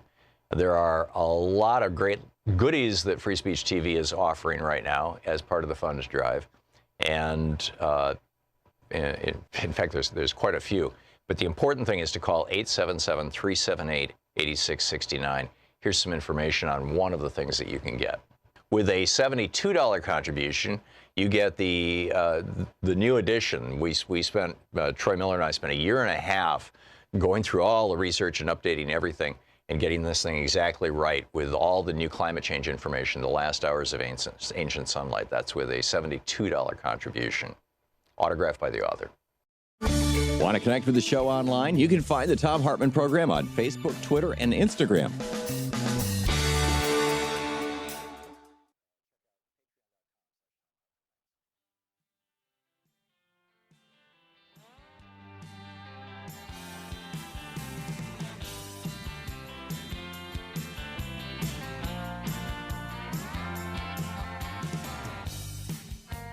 Welcome back. Thom Hartmann here with you.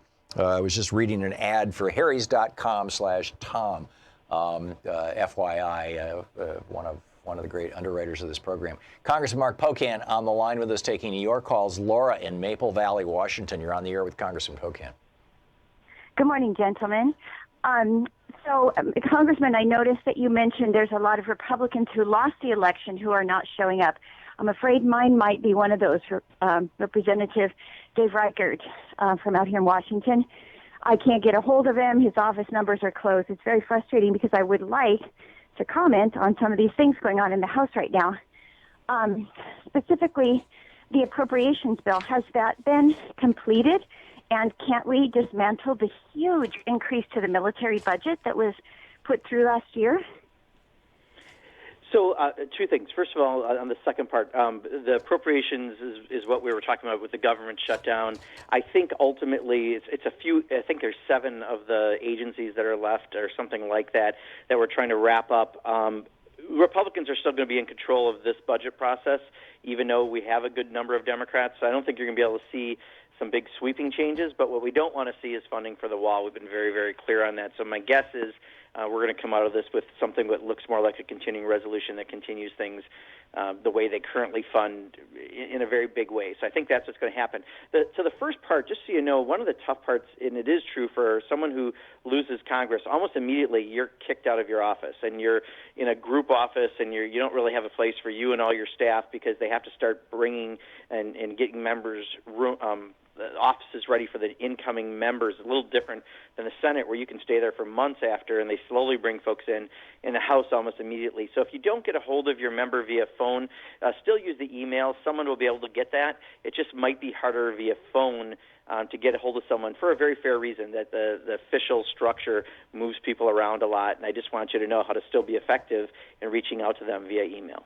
What about the local offices? I asked because I was going to, as a call for action the next hour, I was going to go off on a rant about Bob Goodlatte, the Republican from Virginia. He lost, and he is blocking this bill called Savannah's Act that would require the Department of Justice to train law enforcement agencies to record tribal enrollment information in crime information databases, because Native American women are being murdered at 10 times the national average. This is a national crisis, and it passed the Senate, I believe, very easily.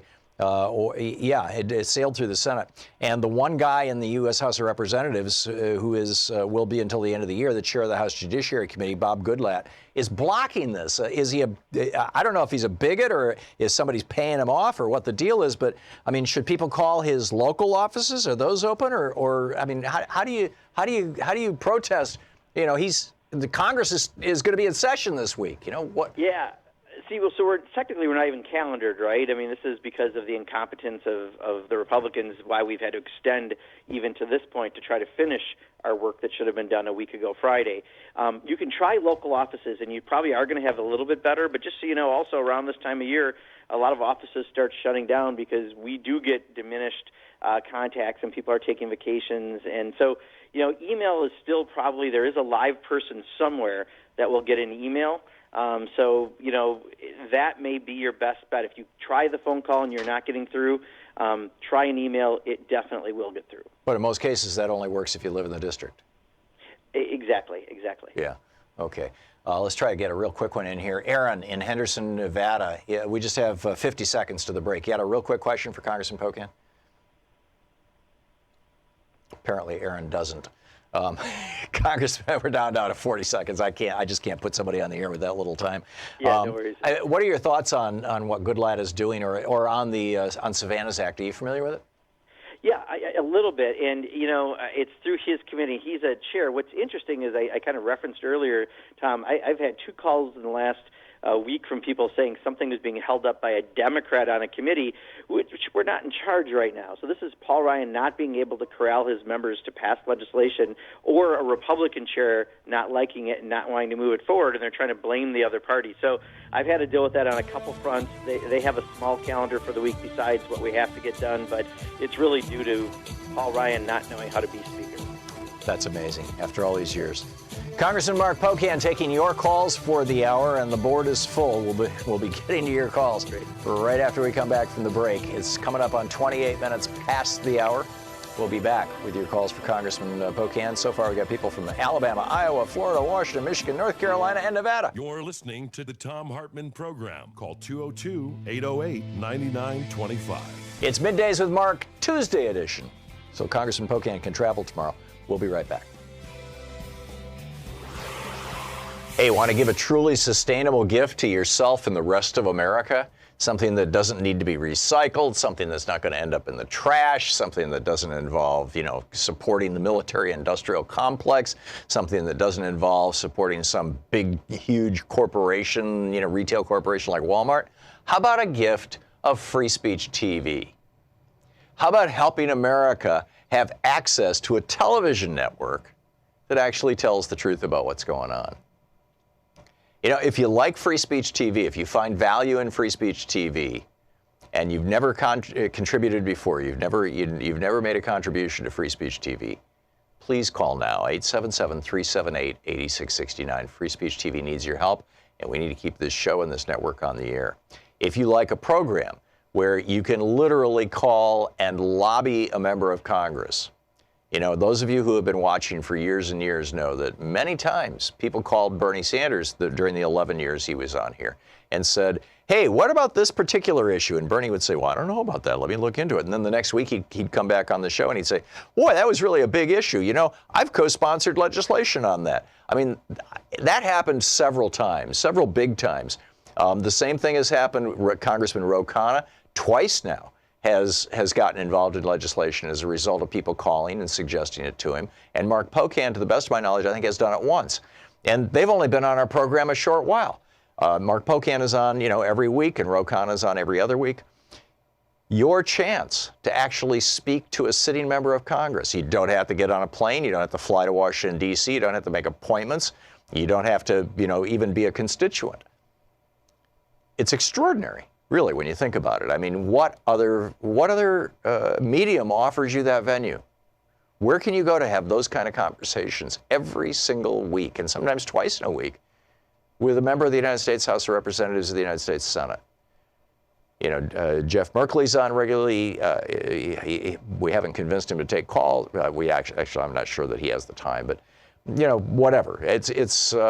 Here's your chance. And, you know, to support a television network and a program that gives you this kind of access, this is a really rare thing, and it's a really good thing. So please call now, 877-378-8669. Free Speech TV needs your help. Literally, we need to keep this network alive. We hit a little more than 20% of our goal yesterday. We were at about 70% of our goal for the whole fund drive of this show's goal. So please, we've got 3 days left, well, 4 if you include today, in this fund drive this year, this membership drive. Time is getting short. Your contribution is tax deductible. There's all kinds of goodies you get for contributing, but more importantly, you get to keep watching Free Speech TV. And hopefully in February, we're going to be bringing a couple of new shows on that if they happen, it's going to be really cool. It's going to be really cool. You're going to be very, very happy about this. It's only going to happen if you call now and make a contribution, 877-378-8669 or freespeech.org. With a $20 gift, Free Speech TV will send you a 3x8-inch clear window sticker with the logo that says Free Speech TV. With a $60 premium, you get a ceramic coffee mug that says Tag You're It on it and has my picture. With a $72 gift, you get the 2018 version of The Last Hours of Ancient Sunlight, the new updated edition of this book on climate, which makes a great gift, although it's getting a little late for gifts. You can always tell somebody that, you know, put it on the card, hey, you've got a copy of Last Hours of Ancient Sunlight coming. With a $120 gift, Free Speech TV t-shirt and the sticker. With a $240 gift, Louise and I are putting together an NLP webinar. How do you know that you are loved? How do your family members and your loved ones know that you love them? How do you communicate that? And how do people communicate that effectively? We're going to talk about that. How can you activate people? How do you motivate people? How can you cause people to go, whoa, yeah, I really should do that, you know, as the case may be. This is what NLP is all about. It's about learning how to communicate well in personal relationships, in family situations, in political situations, on the job, in public, in your writing, in your blogging on Facebook. You're gonna get tools that are gonna make you a much more effective communicator in this $240 webinar that we're putting together.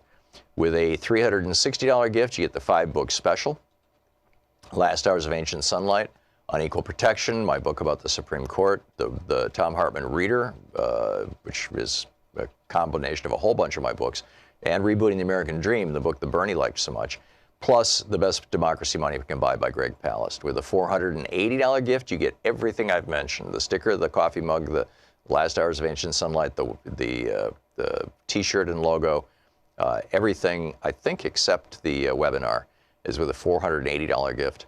And with a $1,000 gift, meet and greet, come to Portland and hang out with us during the last hour of the show, and we'll go next door and have lunch, or down the street and have lunch, and it'll be a real nice time.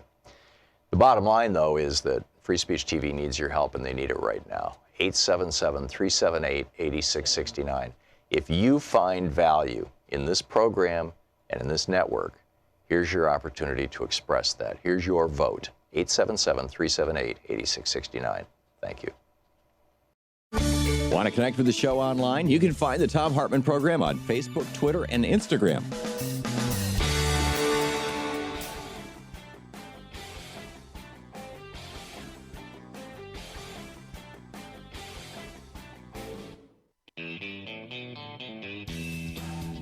Welcome back. 34 minutes past the hour. It's Middays with Mark, Tuesday edition here on the Thom Hartmann Program. Congressman Mark Pocan taking your calls for the hour. Jude in Birmingham, Alabama, you are on the air with Congressman Pocan. Hello.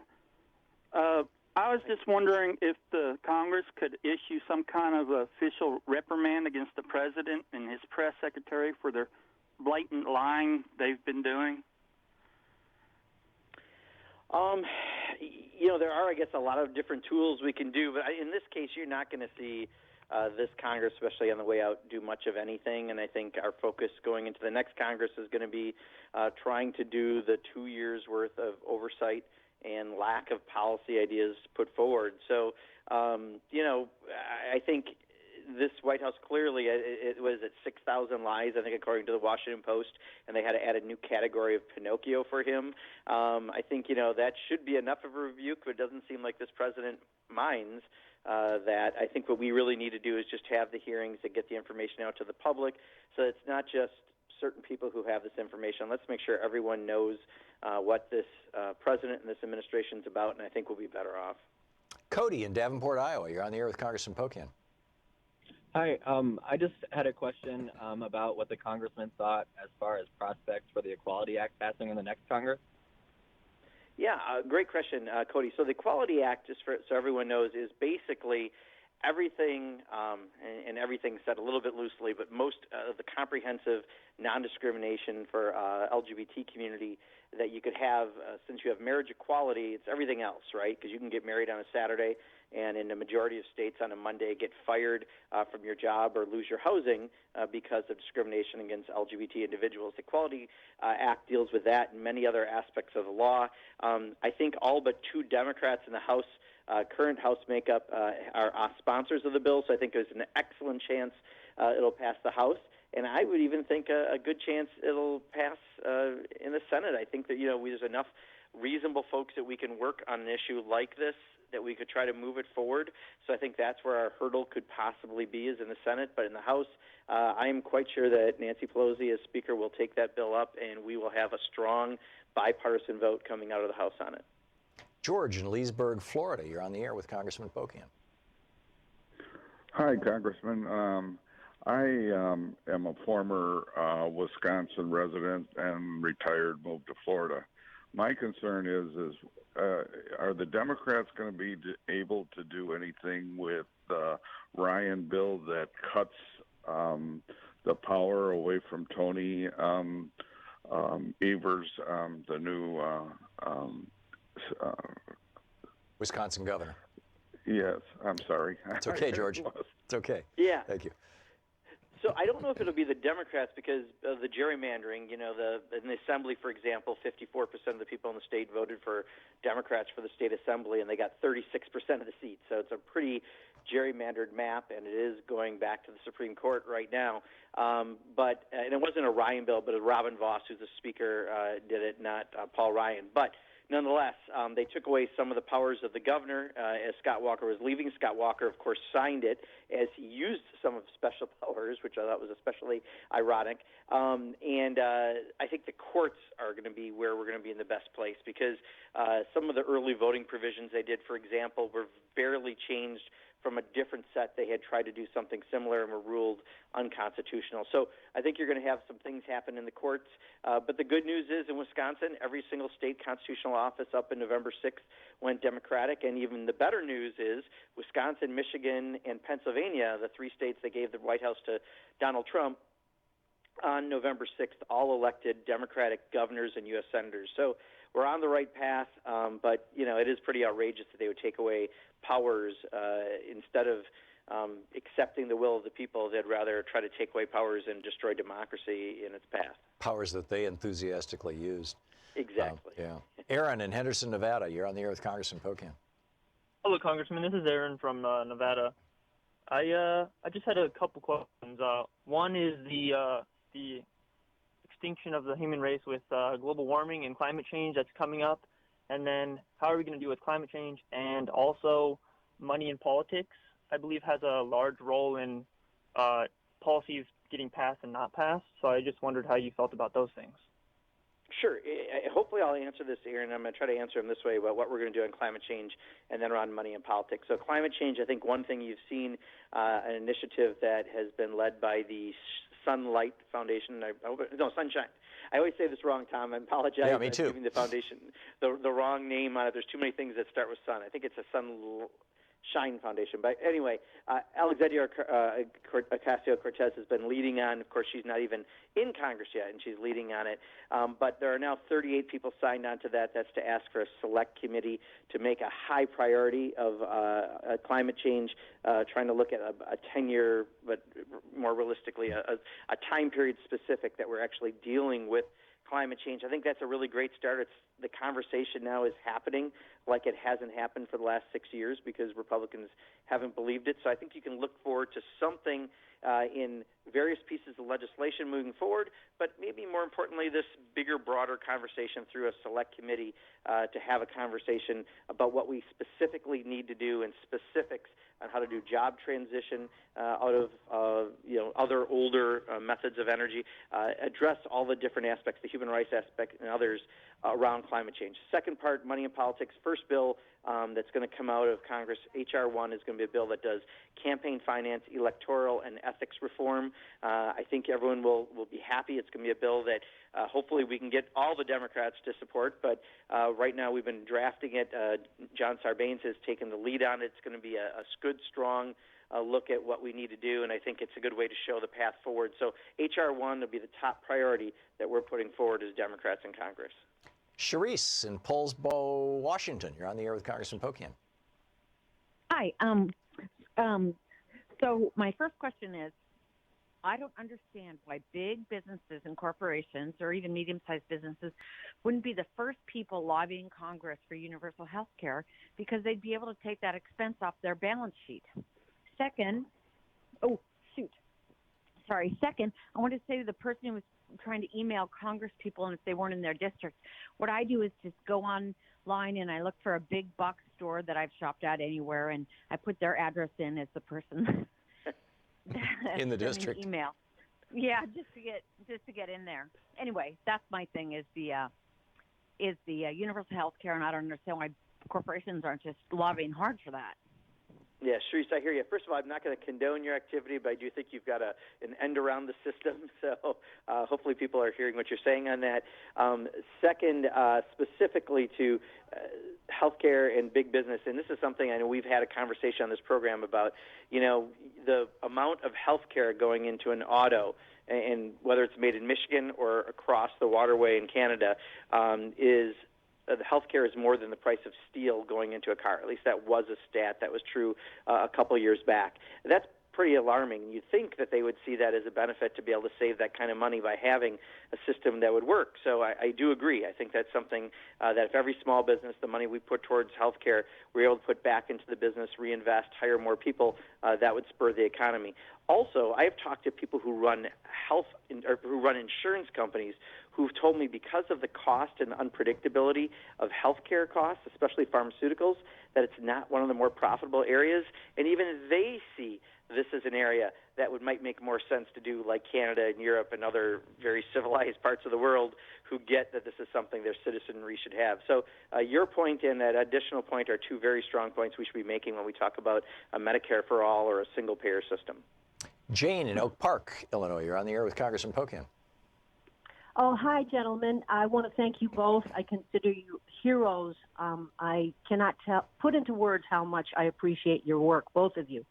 My question is, given that this administration is so corrupt and the word mobocracy I have heard, and if it really leans towards that this election was gained through treason, can there be open discussion of recalling the appointments from Betsy DeVos all the way to Supreme Court justices? And I'm particularly concerned about the federal judges that are being placed throughout this time. Could the American people call for a recalling of, illegitimate positions?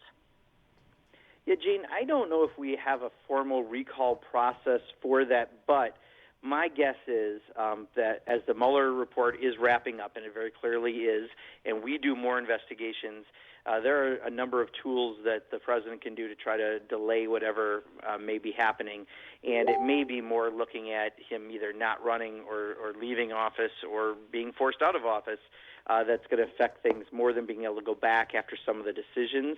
But be assured that a lot of the oversight we're going to do are over some of these terrible appointments. I mean, Betsy DeVos has been an embarrassment on multiple levels.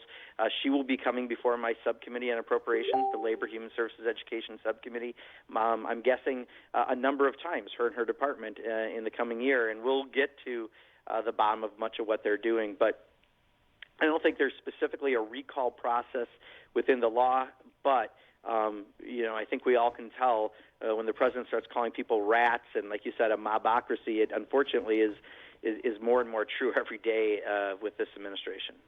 Steve in Huntersville, North Carolina. You're on the air with Congressman Pocan. Hi, gentlemen. I was curious. Whoa, Steve, I'm sorry. I'm going to have to put you on hold, and I'll pick you up on the other side of this break. I totally missed my time cue. This is my bad. Steve, you'll be the first up in 4 minutes when SiriusXM comes back online.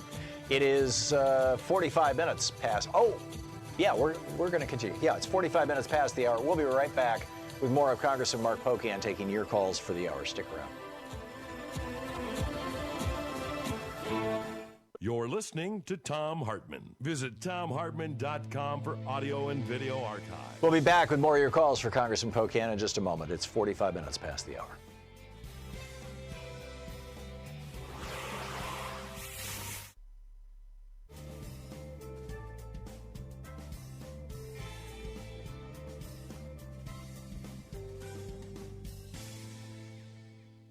And like I said, Steve, we'll get to your call when Sirius rejoins us in 4 minutes.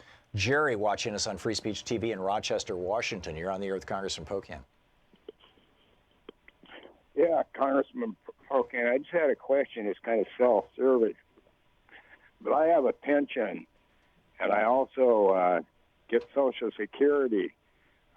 My brother and other people that I know just get Social Security, and they're not taxed for the Social Security, but they not only tax my pension, they tax this, they add my Social Security to it and tax the whole thing. I'm a senior, and I still live in my home, but I'm just wondering why I'm getting hit twice. Yeah, Jerry, I can't tell you why they add Social Security back. I'm just not familiar enough with that to give you a specific answer. I think I know. Do you know it? Go ahead, Tom. Yeah. I'll let you. One of Reagan's big reforms was to make Social Security income taxable. So probably Jerry's friends who aren't paying taxes on their Social Security income are getting so little that they fall into the zero tax category or such a low tax category that it's meaningless to them.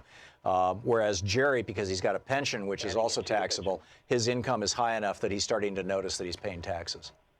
Gotcha. Yeah. Okay, let's see. Wayne in Pittsburgh, Pennsylvania. Unless you wanted to add something to that, Congressman. No, just, I'll tell you, to Jerry's issue, I hope one of the things that we do is take the issue of retirement and pension very, very seriously. The select committee that was formed, or the joint committee that was formed this year, did not come up with a solution for the people who have the multi-employer plans. But it's not just multi-employer plans that are going away. It's in general, too many people are living on Social Security alone or Social Security in their home, and it's going to be a crisis if we don't deal with it in the next 2 years. Yeah, and I think we should reverse Reagan's policy and make it not taxable. Wayne in Pittsburgh, Pennsylvania, you're on the air with Congressman Pocan. Hi, Tom and Congressman Pocan. We all know that there's like a deep-seated distrust of the institutions and low approval ratings inside the beltway of Congress and the other institutions.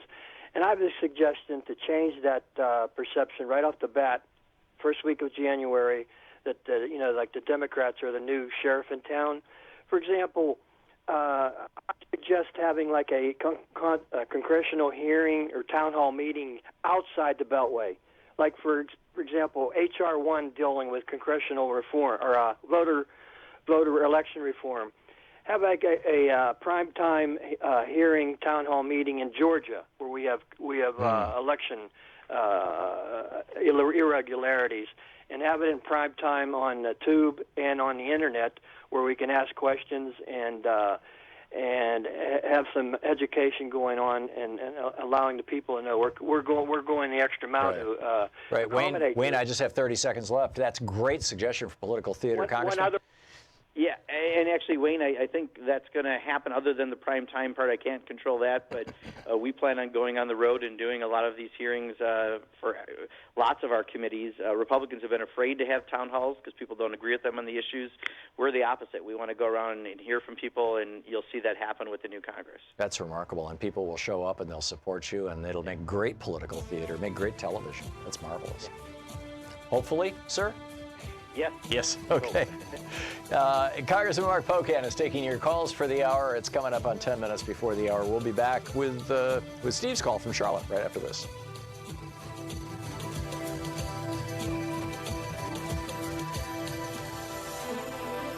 Free Speech TV is in their fund drive right now, their fundraising drive. And so it would be a great time for you to call 877-378-8669. 877-378-8669. And of course, you can go to the Free Speech TV website and donate there as well. Please be sure to mention the show.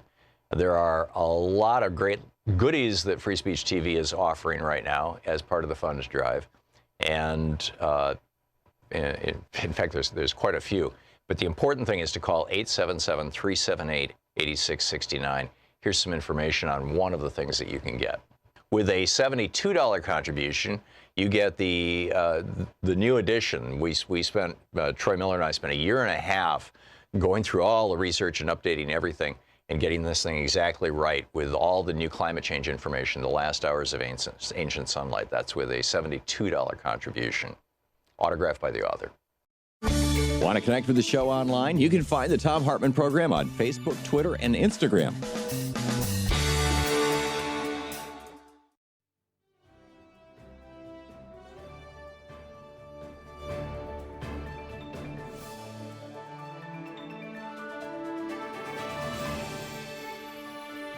Welcome back, Congressman Mark Pocan. Middays with Mark, Tuesday edition, taking your calls. Steve in Charlotte. Let's try it again, Steve. My apologies. Hey, no problem. Hey, I had two laws I'd like to recommend and get your opinions on. The first one being, is it likely that we could see a law requiring all candidates running for federal and state office to release their tax records for like the 25 years, if possible? And then the other would be in advertisement, requiring all parties that are advertising for political purposes to disclose if they're receiving foreign funds, even $1, that it needs to be disclosed and attached. Like if an ad is run, that needs to be attached to that ad at the end. We're also, that whatever company or entity is donating money to this campaign, and that message needs to be heard and disclosed with the advertisement. And then just for fun, if we could have a federal prison or facility renamed the Donald J. Trump Family Correction Center. Thank you, Steve. I like that. I think you could do any law as far as requiring tax returns to be released.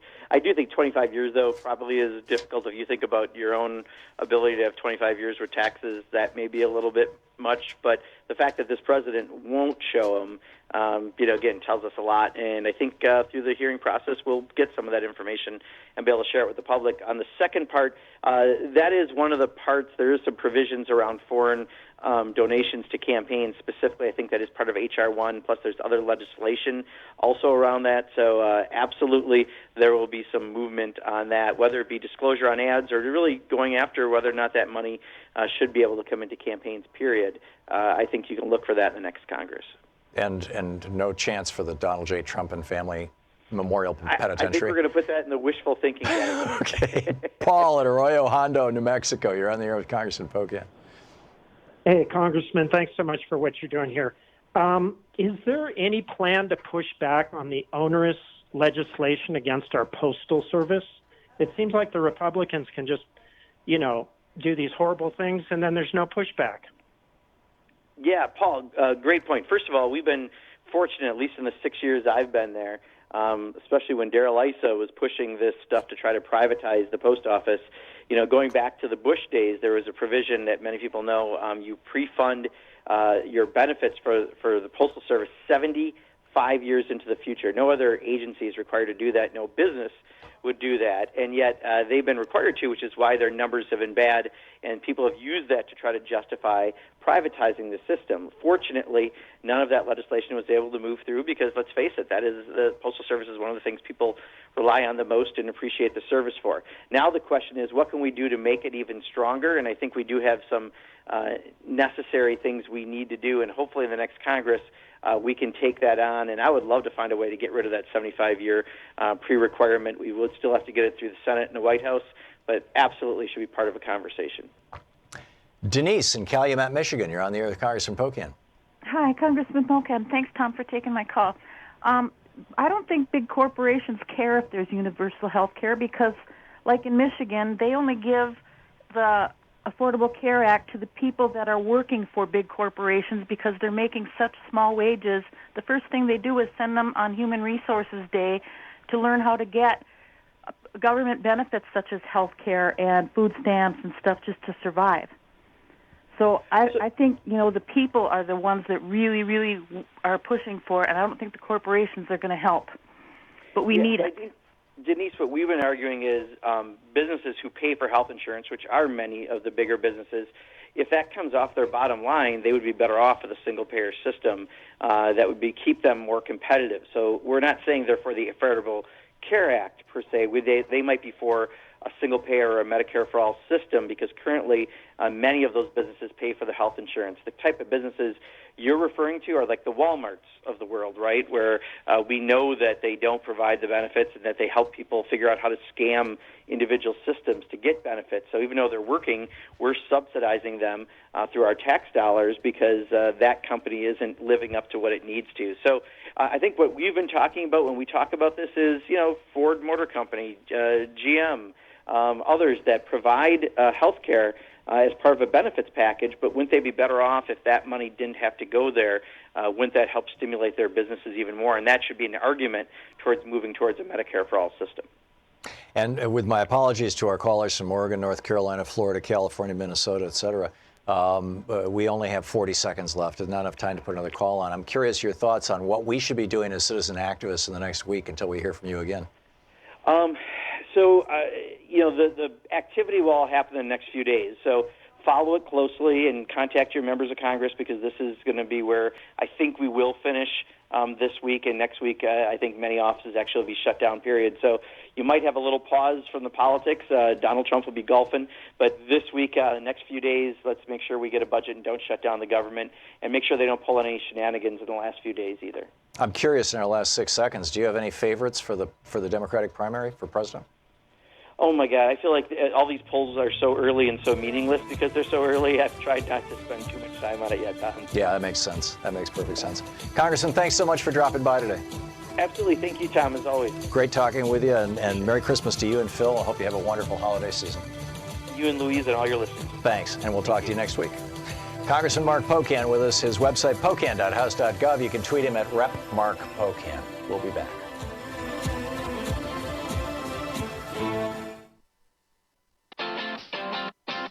You're listening to Thom Hartmann.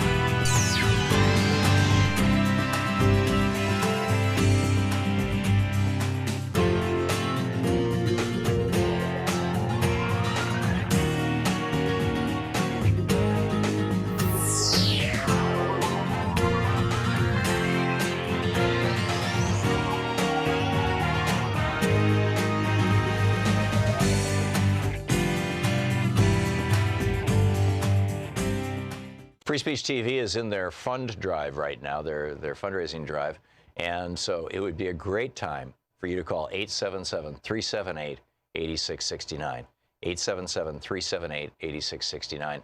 And of course, you can go to the Free Speech TV website and donate there as well. Please be sure to mention the show. There are a lot of great goodies that Free Speech TV is offering right now as part of the funds drive, and in fact, there's quite a few. But the important thing is to call 877-378-8669. Here's some information on one of the things that you can get. With a $20 contribution, and $20 may not sound like a lot of money, but you know, to Free Speech TV, actually it is. This is an entire television network that runs on a little tiny budget. With a $20 contribution, you get a Free Speech TV sticker, 3x8 clear window with the logo of Free Speech TV. Please call now. Hey, want to give a truly sustainable gift to yourself and the rest of America? Something that doesn't need to be recycled, something that's not going to end up in the trash, something that doesn't involve, you know, supporting the military-industrial complex, something that doesn't involve supporting some big, huge corporation, you know, retail corporation like Walmart. How about a gift of Free Speech TV? How about helping America have access to a television network that actually tells the truth about what's going on? You know, if you like Free Speech TV, if you find value in Free Speech TV, and you've never contributed before, you've never made a contribution to Free Speech TV, please call now, 877-378-8669. Free Speech TV needs your help, and we need to keep this show and this network on the air. If you like a program where you can literally call and lobby a member of Congress, you know, those of you who have been watching for years and years know that many times people called Bernie Sanders during the 11 years he was on here and said, hey, what about this particular issue? And Bernie would say, well, I don't know about that. Let me look into it. And then the next week he'd come back on the show and he'd say, boy, that was really a big issue. You know, I've co-sponsored legislation on that. I mean, that happened several times, several big times. The same thing has happened. Congressman Ro Khanna twice now has gotten involved in legislation as a result of people calling and suggesting it to him. And Mark Pocan, to the best of my knowledge, I think has done it once. And they've only been on our program a short while. Mark Pocan is on, you know, every week, and Ro Khanna is on every other week. Your chance to actually speak to a sitting member of Congress. You don't have to get on a plane. You don't have to fly to Washington, D.C. You don't have to make appointments. You don't have to, you know, even be a constituent. It's extraordinary, really, when you think about it. I mean, what other medium offers you that venue? Where can you go to have those kind of conversations every single week, and sometimes twice in a week, with a member of the United States House of Representatives of the United States Senate? You know, Jeff Merkley's on regularly. We haven't convinced him to take calls. Actually, I'm not sure that he has the time, but, you know, whatever. Here's your chance. And, you know, to support a television network and a program that gives you this kind of access, this is a really rare thing, and it's a really good thing. So please call now, 877-378-8669. Free Speech TV needs your help. Literally, we need to keep this network alive. We hit a little more than 20% of our goal yesterday. We are at about 70% of our goal for the whole fund drive of this show's goal.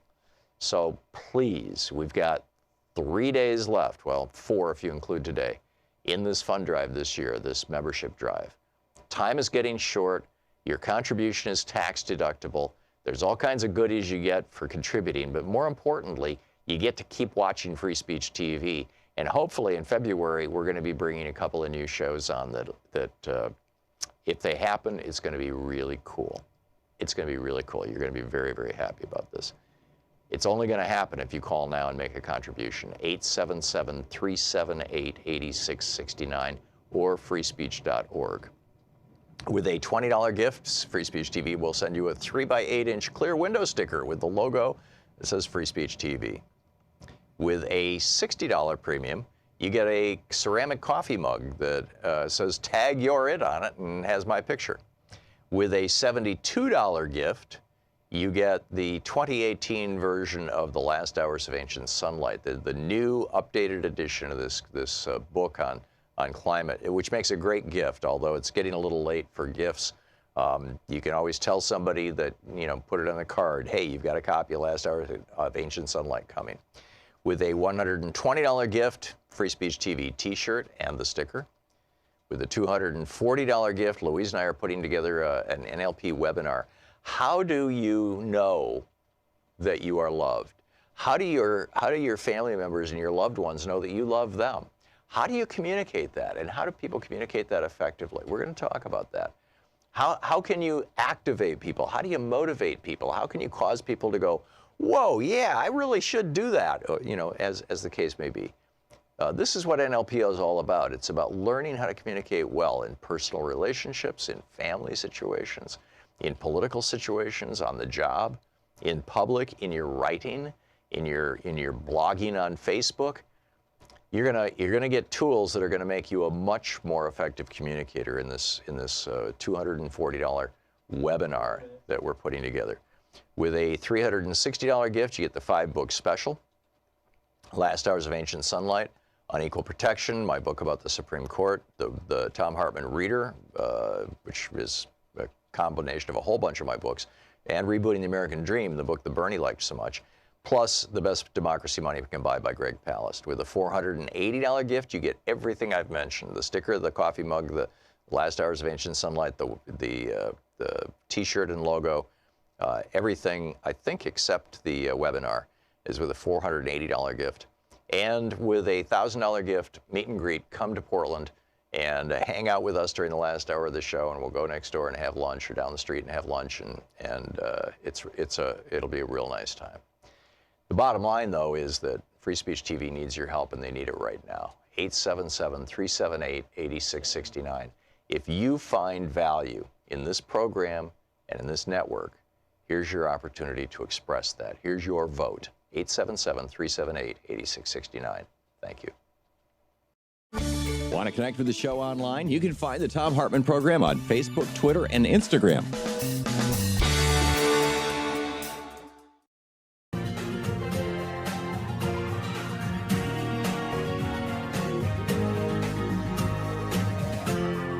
This is the Thom Hartmann Program. Welcome back. Thom Hartmann here with you. And we talked about Mike Enzi and his dislike for health care for Vietnam veterans, right? If you're a Vietnam vet, Mike Enzi is the guy who is, and if you served on a naval ship during the Vietnam War, so you're not eligible for the full benefits and the people who actually put their feet on the ground in Vietnam. If you were just serving off the coast and you were one of the guys loading Agent Orange into the planes who's now suffering from it, the guy blocking this passed through the House, 382 to nothing. It passed the House, the Blue Water Navy Vietnam Veterans Act. The guy blocking it in the Senate right now as we speak is the Republican from Wyoming, Mike Enzi, E-N-Z-I. The phone number for Congress is 202-225-3121. Special shout out to an old friend, Jim Tickemeyer. Just wanted to get that in there. An old friend of, in fact, Louise's brother saw him a short while ago. Betsy DeVos is fighting an attempt to cancel student loan debt. And meanwhile, there is a this is from Common Dreams. Time for a jubilee. U.S. student loan debt hits a record 1.46 trillion. That's just about the exact same amount that the Republicans borrowed in order to give tax cuts to billionaires last year. They could have wiped out all student loan debt, which, by the way, would have stimulated the economy because those students then would be able to go out and buy houses and make investments and buy cars and all kinds of things that they can't do right now because their credit's been wiped out and they're deeply in debt. It would have actually stimulated the economy instead of just throwing money into the pockets of billionaires. But, you know, they're Republicans after all. The Republicans only operate on the benefit of what is in the interest of the billionaire class, who might, you know, someday throw money their way, what's in the interest of the corporate class that might someday throw money their way. That's it. In fact, a lot of these Republicans are actually confessing to this, essentially, as Mark Pocan was just talking about in the previous hour. They're not even showing up for Congress for the last week of Congress. It's like, screw it. You know, we only ran for office to get rich. And now we can get a job as a lobbyist making $1 million a year. And so why should I go back and vote on things? You know, I don't believe in, you know, they're saying that they don't believe in Congress. They don't believe in actually lawmaking and doing good things for the people. They were just in it for themselves. What a surprise. Meanwhile, Daryl Johnson is talking about how during the Bush administration, they shut down all of the federal investigations into right-wingers, into right-wing terrorism, and said, no, focus all your attention on Muslim terrorism and extremist Muslim terrorism. And the consequence of that is that when Charlottesville happened, when many of these other terrorist acts from hardcore right-wingers happened, the FBI was completely unprepared, state and local governments completely unprepared. Nobody saw this coming. And this is a real problem because right-wing extremism is responsible for the majority of the extremist-related killings in the U.S. since 2008. The majority. White right-wingers are now murdering more people than any other terrorist group in the United States and have been for 10 years. And still, we don't have like a department dedicated. I mean, you know, you want a congressional investigation, this would be a great place to start. Jeff Merkley sent out a mass email yesterday. I'm on his list. And he says, Dear Tom, Trump now has thousands of immigrant children locked up in child prisons across America. The number has grown to over 15,000. He went down to the border and he visited Tornillo, the largest of the child prisons. It holds 2,700 teenagers right now. It's been expanded to hold up to 3,800. Now, you'll recall that there is a law that says it's illegal to hold a child in jail or in detention for more than 20 days. After that, if you don't have any place to put them, you have to put them in a foster family. But the reason for this is, as Jeff Merkley says, he says, our government is not supposed to hold any child over 20 days because of the enormous trauma to children from imprisonment. And yet over 2,000 of the 2,700 kids in Tornillo have been there more than 20 days. How is this possible, Merkley asks? Trump is using a loophole for emergency lockups in a, quote, temporary, end quote, prison. And he's doing it with your tax money, with our tax money. Jeff Merkley says, we have the power to right this wrong. Now is the time to ask ourselves, do we demonize and imprison people legally seeking the safety of our shores? Or do we embrace the humanity in our neighbors who look up to us for help in their darkest moments? We can't rest while inflicting trauma on children continues to be a Trump policy. And I would add a Stephen Miller policy. He of the dead mouse on his head. And while people legally seeking asylum are treated like criminals, this is just so wrong. Yesterday, I, in my conversation with Roger, that's right, what was Roger's last name?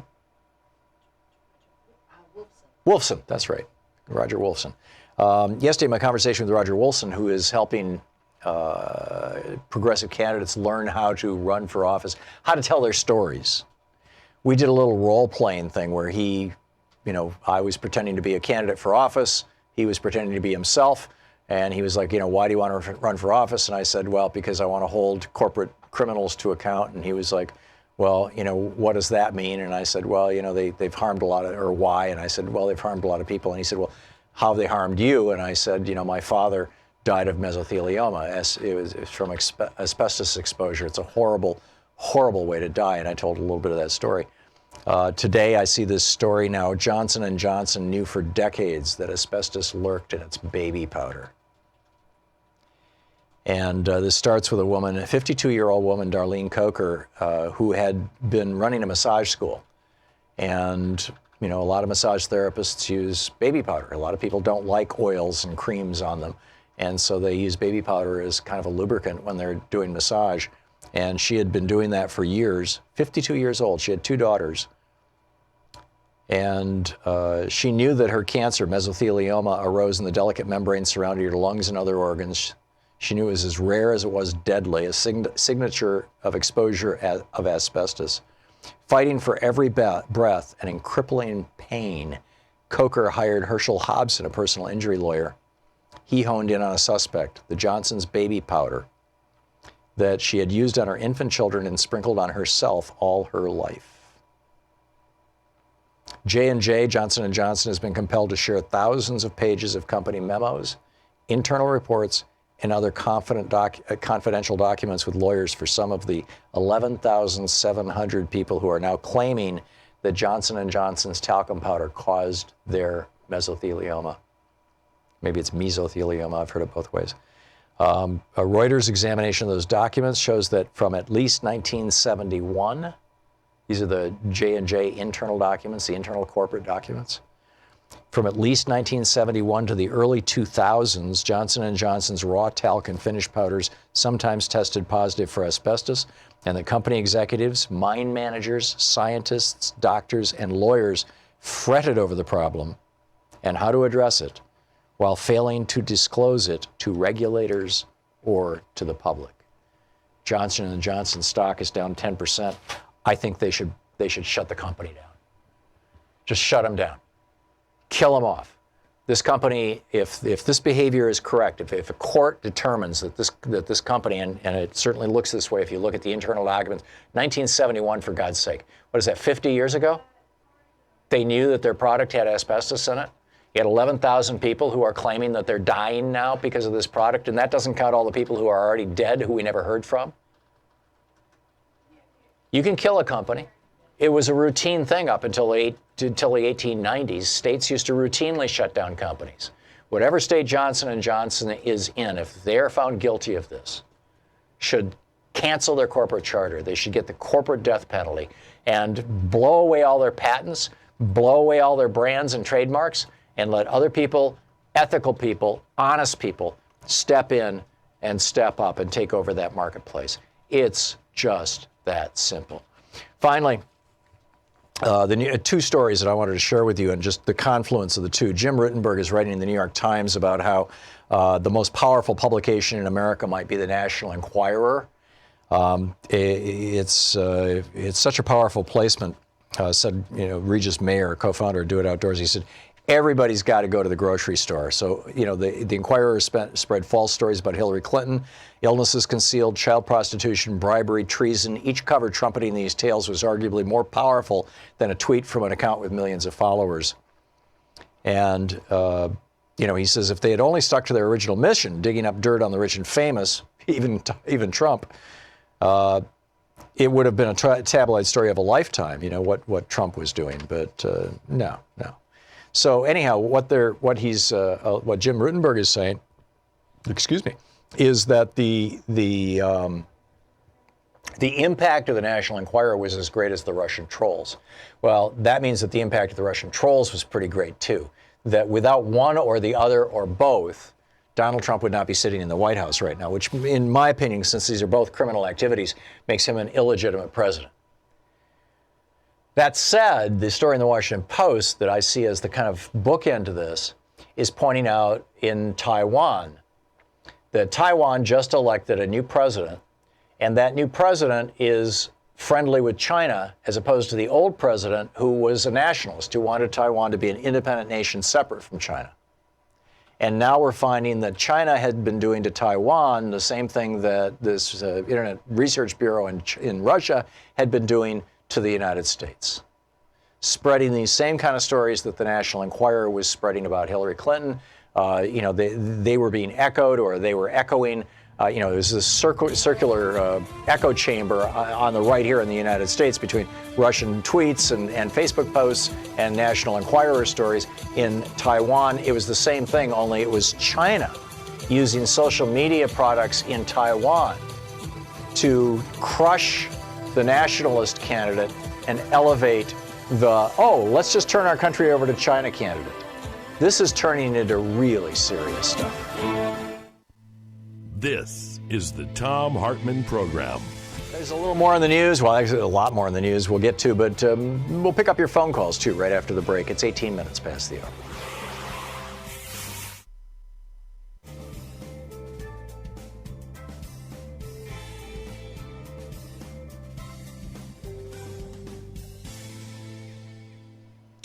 And welcome back. Mark in Portland. Hey, Mark, thanks for listening to X-Ray FM. What's on your mind today? Well, I was wanted to respond to the question the woman had from Mark Pocan, why corporations are not lining up for Medicare for all. Mm-hmm. And if you've ever talked to people, and I know a lot of people, who would just love to get rid of their job or work a different schedule or work a different job, except for the rare job with health care. Well, it's also people would love to start their own businesses and compete with some of these big corporations, and they can't do it because they can't afford to lose their health care. Pardon my interruption, now, Mark. Corporations, if they didn't have health care to bind people to their jobs, they would have to compete on wages and working conditions. You're right. Which is something they don't want to do. You're absolutely right. You're absolutely right. That makes so much sense. That makes so much sense. Mark, thanks. Thanks for calling and pointing that out and for being so patient on the call. Thank you. Jim in Los Angeles. Hey, Jim. Thanks for calling. What's up? Professor Hartmann, you still are the smartest man in all media. And I want to give you a hand here. You're too smart by half. You're so much smarter than the rest of the world. But I've learned so much from you, and I appreciate 7,500 hours. Thank you, Jim. This is not a Trump cabinet meeting, though, so you don't need to butter me up. What's up? Okay, let's go. A solution to health care. Here's you, please, telling people that here's one man who took $1,700,000,000 from your health care, and then he got busted, and so he gave back $300 million. You steal a candy bar at 7-Eleven, you go to jail.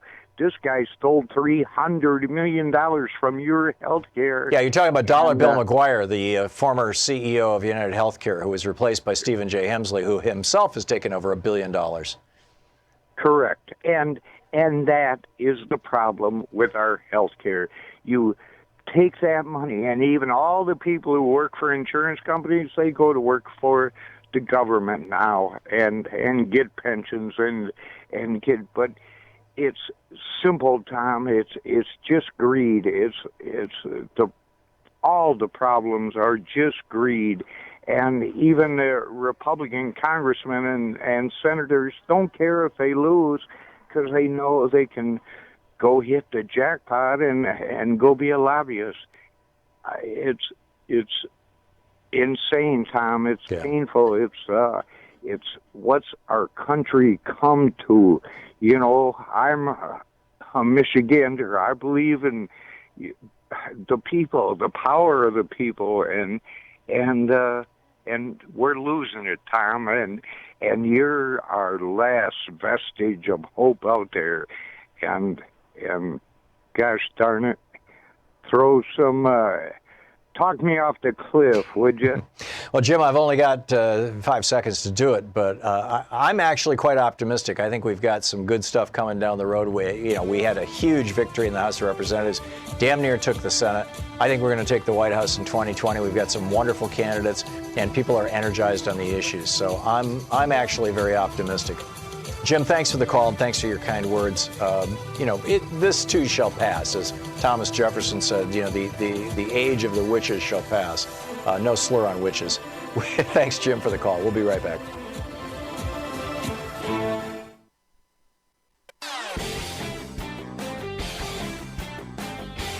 Free Speech TV is in their fund drive right now, their fundraising drive.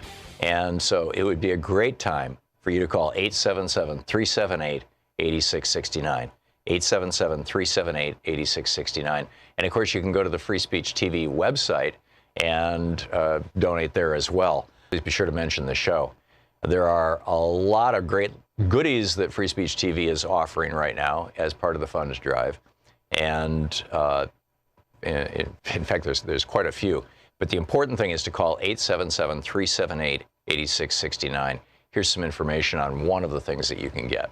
With a $20 contribution, and $20 may not sound like a lot of money, but to Free Speech TV, actually it is. This is an entire television network that runs on a little tiny budget. For the $20 contribution, you get a Free Speech TV sticker, 3x8 clear window with a logo of Free Speech TV. Please call now. Want to connect with the show online? You can find the Thom Hartmann Program on Facebook, Twitter, and Instagram.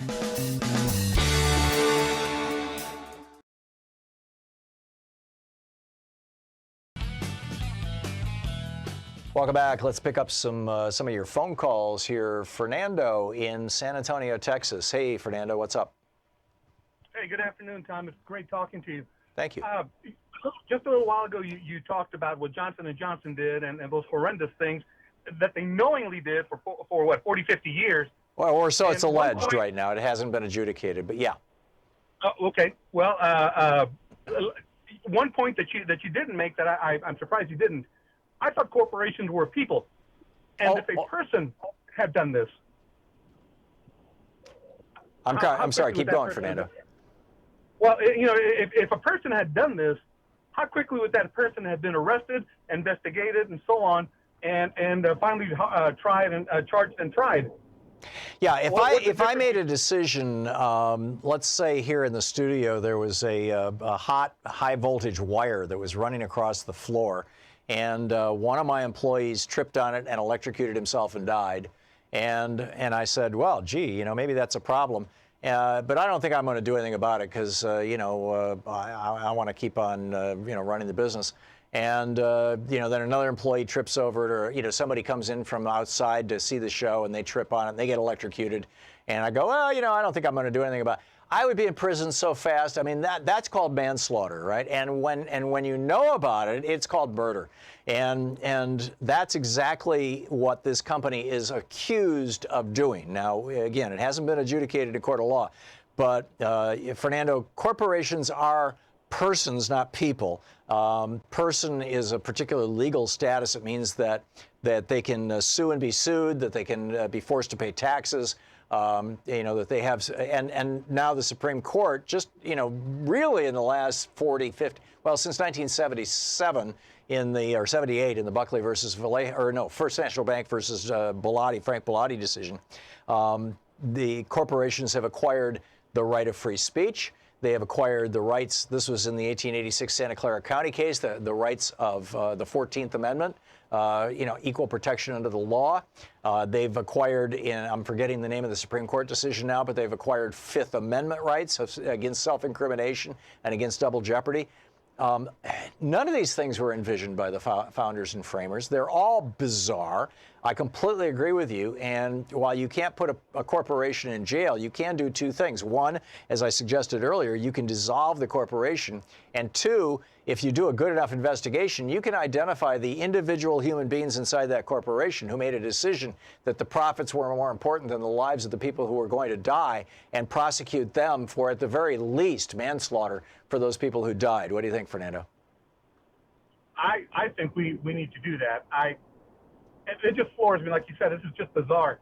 I can't wrap my brain around that. How we allow that to happen. Yeah, I absolutely agree. And not only do we allow it to happen, we allow it to happen in a wide variety of areas. I mean, we know now that some of these pesticides are killing people and causing cancers. We don't do anything about it. There was a big story just a couple of days ago about how processed meats, if you eat even one slice of processed meat a a day, one slice, your chance of getting colon cancer goes up about 10%. If you eat a couple of slices a day, your chances of colon cancer can go up 20%. Why are we still selling this stuff? I don't get it. Jim, thanks a lot for the call. We'll be back. It's 27 minutes past the hour. You're listening to the Thom Hartmann Program. Call 202-808-9925. We'll be right back with more of your calls and the news of the day right after this. It's 27 minutes past the hour.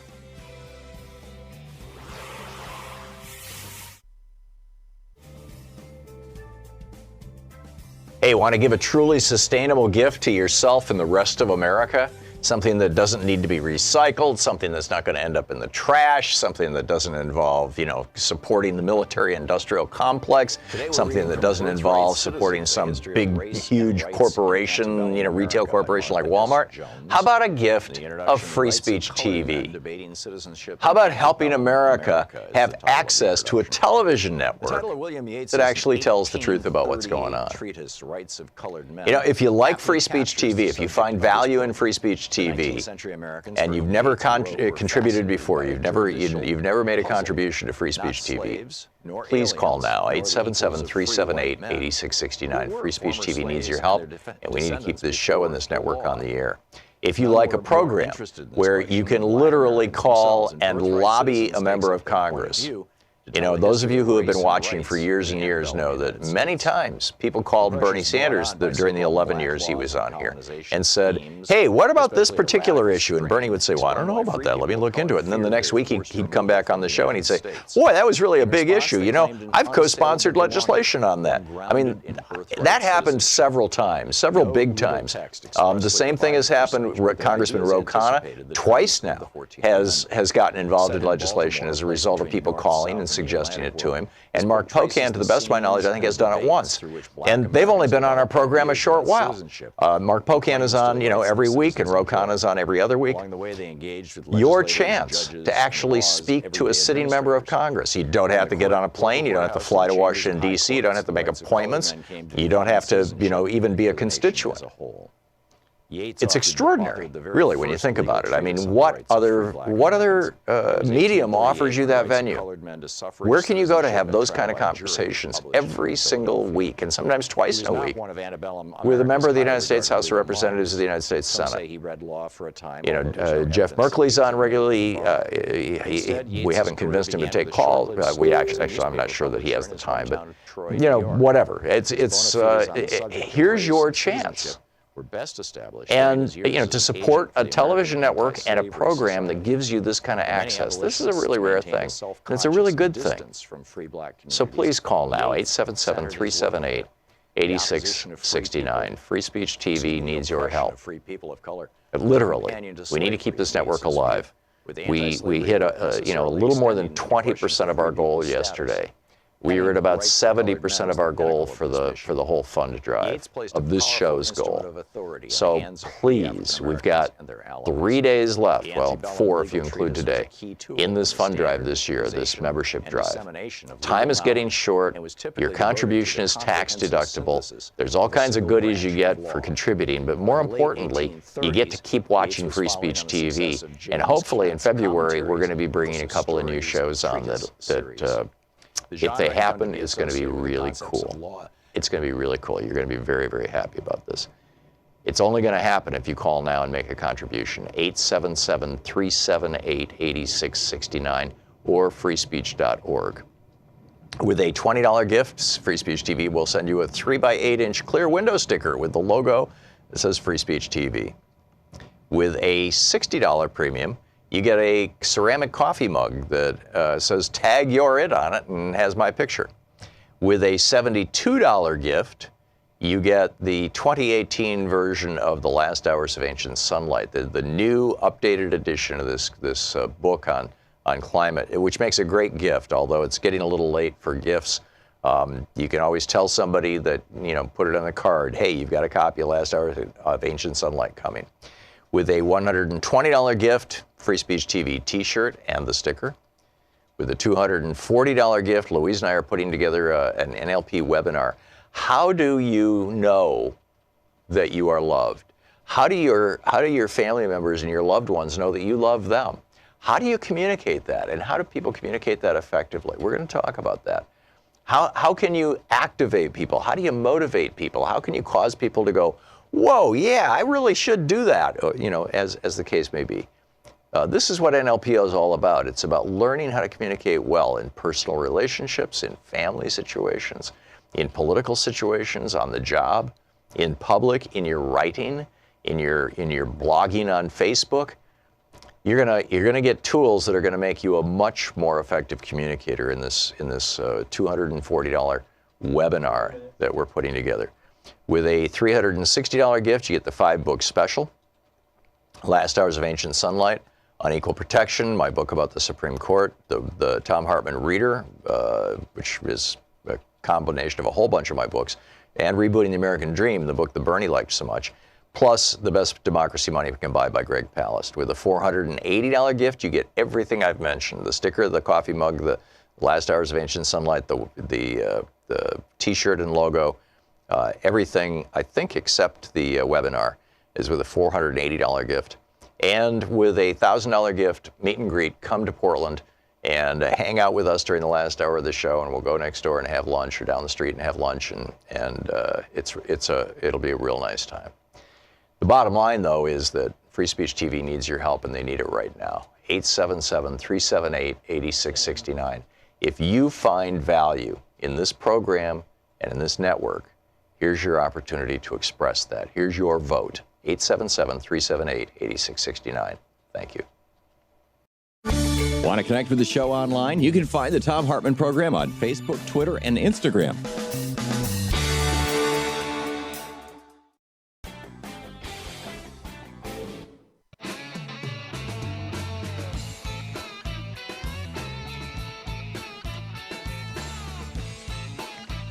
Welcome back. Thom Hartmann here with you, taking your calls and talking about the news of the day. By the way, just FYI, Donald Trump, who ratcheted himself up to the White House by trashing immigrants, right? People who are not U.S. citizens working in the United States. Oh my God, we can't have that. This from The Hill by Owen Doherty. The Trump winery in Virginia is attempting to hire 6 more foreign guest workers, according to a petition filed with the Department of Labor. The winery is seeking to hire the workers under the federal H-2A visa program, hoping to add to the 23 foreign guest workers it sought to hire in January. Now, why are they having to hire foreign workers? Well, because they only pay $11.46 an hour. And apparently, or maybe it's just because Trump doesn't like Americans. I mean, that makes sense to me, too. Marguerite in Baltimore. Am I saying your name right? Margaret? Oh. The old let me take you off mute and accidentally hit the hang-up button. Call back, Marguerite. John in Minneapolis. Hey, John, what's on your mind? Yeah, I agree with just about everything that has been said about health care on the program today by you, by Mark Pocan, and by the other callers. I just wanted to add that, the system is just very inefficient, and we have a lot of people that are not doing health care, but they're in health care. And I've worked for an organization that grew to 33,000 employees, and I would say that at least a third, or maybe even half of those people really did not contribute either to the patient's health or to any of the objectives of, getting people well. And this is, the only union or the only professionals that I really hear strongly are Nurses United and their leadership. I mean, they say it very well, their attitude about healthcare and also what they propose. And I suggest that people listen to them, and I think we're going to make it happen. We are going to get single payer, and despite what some of the corporate people in Congress say that they want to continually have this capitalized type of healthcare system, we can make money elsewhere. Healthcare is a human service. Yeah, period. Agreed. By people being in the healthcare system but not being providing healthcare, you're talking about people who are the accountants, people who are the claims processors. We even had a talent group. Like, I mean, is this Hollywood? What are you talking about? Right. You know, I mean, it was just all kinds of, kinds of squishy jobs that people had created for themselves, and they would bully the professional people into submission, essentially. They weren't treated professionally, and a lot of even physicians were getting out of it and going into, management because they just figured, well, why should I carry all of this insurance and whatnot?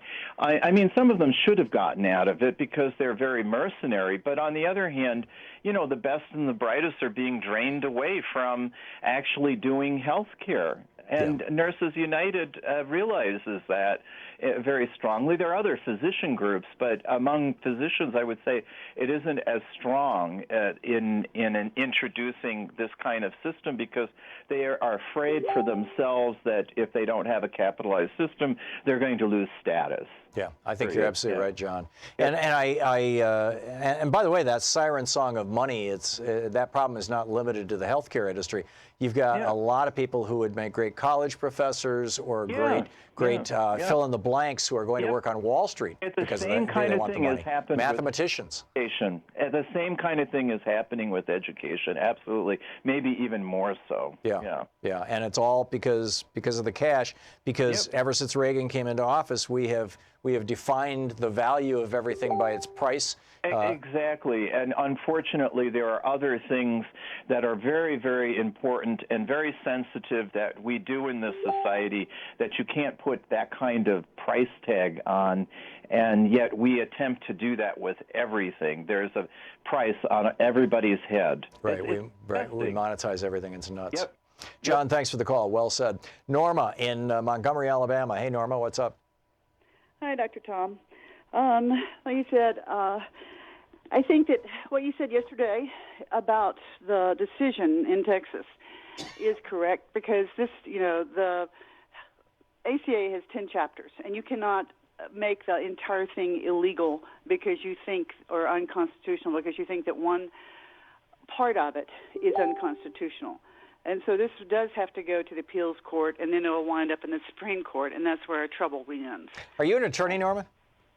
No, my sister is. Okay. Because I'm not an attorney, and I was wondering, there's this issue, there's this legal doctrine called severability. And Kid's sister graduated from Mott School of Law, summa cum laude, and has been written up in the New York Law Review, and she and her cohorts have just had themselves a nice discussion about this. About severability? Sir? About severability? Yeah, about whether or not this thing is going to, how far it can go and what you can do. Right, because I understand under this doctrine that there are some laws that have to be taken as a whole because they're not severable. You can't break them into component pieces and rule specifically on those individual component pieces. And there are other laws that are highly severable. That is for example, what the Supreme Court did with the Voting Rights Act, where they said, no, we're going to take, provisions 1, 2, and 3 are just fine. Provision 5 is okay. Provision 4, we're throwing that thing out. And I'm not enough of a legal expert to understand what would make the Affordable Care Act, what would even cause this judge to argue that it's not severable. And I have not read his decision, so that may have something to do with it. Yeah, well, they have his decision, and they had their big discussion, and they've all come to the conclusion that this thing, what he has done, it does not pass the Snell's test, and it's going to come down to the Supreme Court, which will take a couple of years. Yeah. This has to go through the appeal process so people can, take a breath right now. But when it comes to health care, like we said, we all need the expanded universal health care. But when you look at the list of people in Congress who take money from these insurance companies and pharmaceutical companies, that's where our problem is. And these people, like you said, have been brought up through the Federalist Society to obey corporations. And you have to look at the corporations. They're no longer American U.S. corporations. They are international oligarchs, and they have no allegiance to any country. Their allegiance is to their pocketbook. They don't care. And, how many people do we have sitting in Congress who are dual citizens or even multiple citizens of other countries? And then, you were talking about China, and I'm going, oh, my. If Taiwan becomes part of China And we have a cabinet secretary who is a dual citizenship of Taiwan. Do we have a Chinese citizen in the cabinet? Is that Elaine Chao? Yep. I didn't realize she was a Taiwanese citizen. Yep. Dual citizenship. Whoa. I recall that there was at least one member of the House who was a dual Israeli citizen, although that's not that uncommon. Wow. Well, there are about 12 in the Senate. Wow. 12 out of 100? Yeah. 12% of our senators are dual citizens? Yes. Can you imagine what Adams and Jefferson would have done with that in the election of 1800? I mean, with Adams running around going, Jefferson's more loyal to the French because he lived over there in Paris when he was a U.S. envoy, and then Jefferson saying, no, Adams is more loyal to the British because he was the British envoy. Yeah. Okay. So, Dr. Thom, how do we pass a law that limits someone in the Congress or in the cabinet or in the White House as only an American citizen who swore allegiance to the United States and the people of the United States? Well, you have to take that oath when you go into office, but still. But when a person acquires from someone else, acquires U.S. citizenship, they are supposed to swear allegiance to the United States, forsaking other countries. Yeah. But that does not happen. And then you have people who are born here, whose parents are from another country. They also acquire dual citizenship, and then they run for office. Remarkable. Remarkable. Which also raises the question, Norma, John said he thinks we're going to get single-payer health care. I think so, too. I think it's going to take about 4 years. What do you think? I think that if we scream enough, we might get it next year.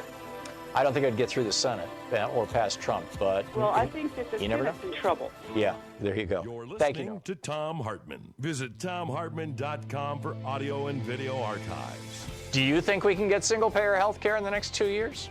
I mean, it's possible that Donald Trump is so desperate and he knows how popular it is. Who knows?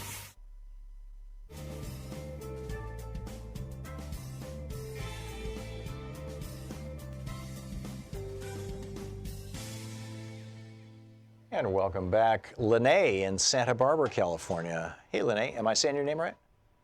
Yeah, you are saying my name right. Great. And I'm in Ohio. Oh, in Ohio. Oh, wow. Okay. Yes. Thank you for calling. Okay. What's up? My question is, as an alternate way to get big donor money out of the equation, like temporarily, is it possible to individually sue or as a class action sue a Congress member or senator for our portion of the big donor money if they vote against the majority of what constituents want, due to them saying we had to vote for them because they were going to take away the donation? Right.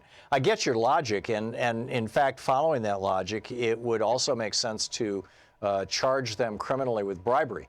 But the reality is that the Supreme Court has ruled over the years that, and I believe U.S. law also says, that there is this doctrine called sovereign immunity, which means that if you are a sovereign, if you're a sovereign nation, you have to grant permission to be sued, which you would have to do if you wanted to sue, for example, a federal agency. You want to sue the Social Security Administration. They have to give you permission to sue them. But the extension of that to the individuals who work for the sovereign, as long as it's in their capacity as an employee of the sovereign, they also cannot be sued, or can only be sued within very, very, very narrow boundaries, and this would not be included in that. And it's also, right now, according to the Supreme Court, because of the Buckley decision in '76, the Bellotti, or the First National Bank versus Bellotti decision in '78, and then obviously Citizens United in 2010 and McCutcheon in 2013, it is absolutely legal for big donors to own politicians, and for those politicians to only vote and only propose legislation that is at the behest of and accruing to the interests and benefits of those big donors. I mean, this is not something that Congress ever agreed on. No law has ever been passed to say this. In fact, quite the opposite. In 1908, we passed the Tillman Act, which criminalized corporations giving money to federal candidates for office. That was overturned in 2010 with the Citizens United decision. Congress, after the Nixon scandals, passed repeated laws saying that it was illegal for large contributions to people for political office, and setting that cap of $2,200 per person for donations, banning soft money, banning dark money.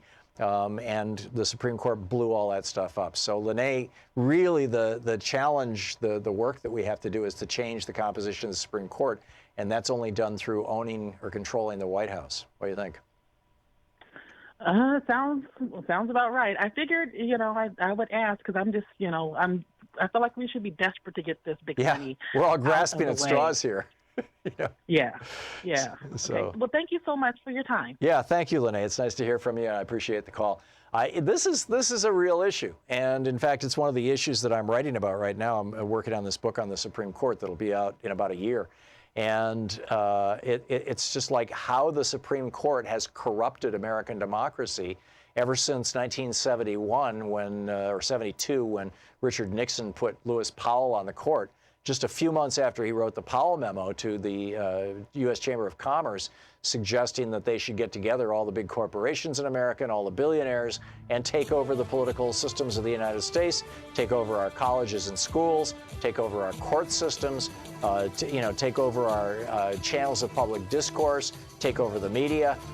Lewis Powell laid this out in 1971, and we have and that was what, 60 years ago, 50 years ago? And we are watching it happen right in front of our eyes and have been ever since, slowly but surely, and we need to reverse it.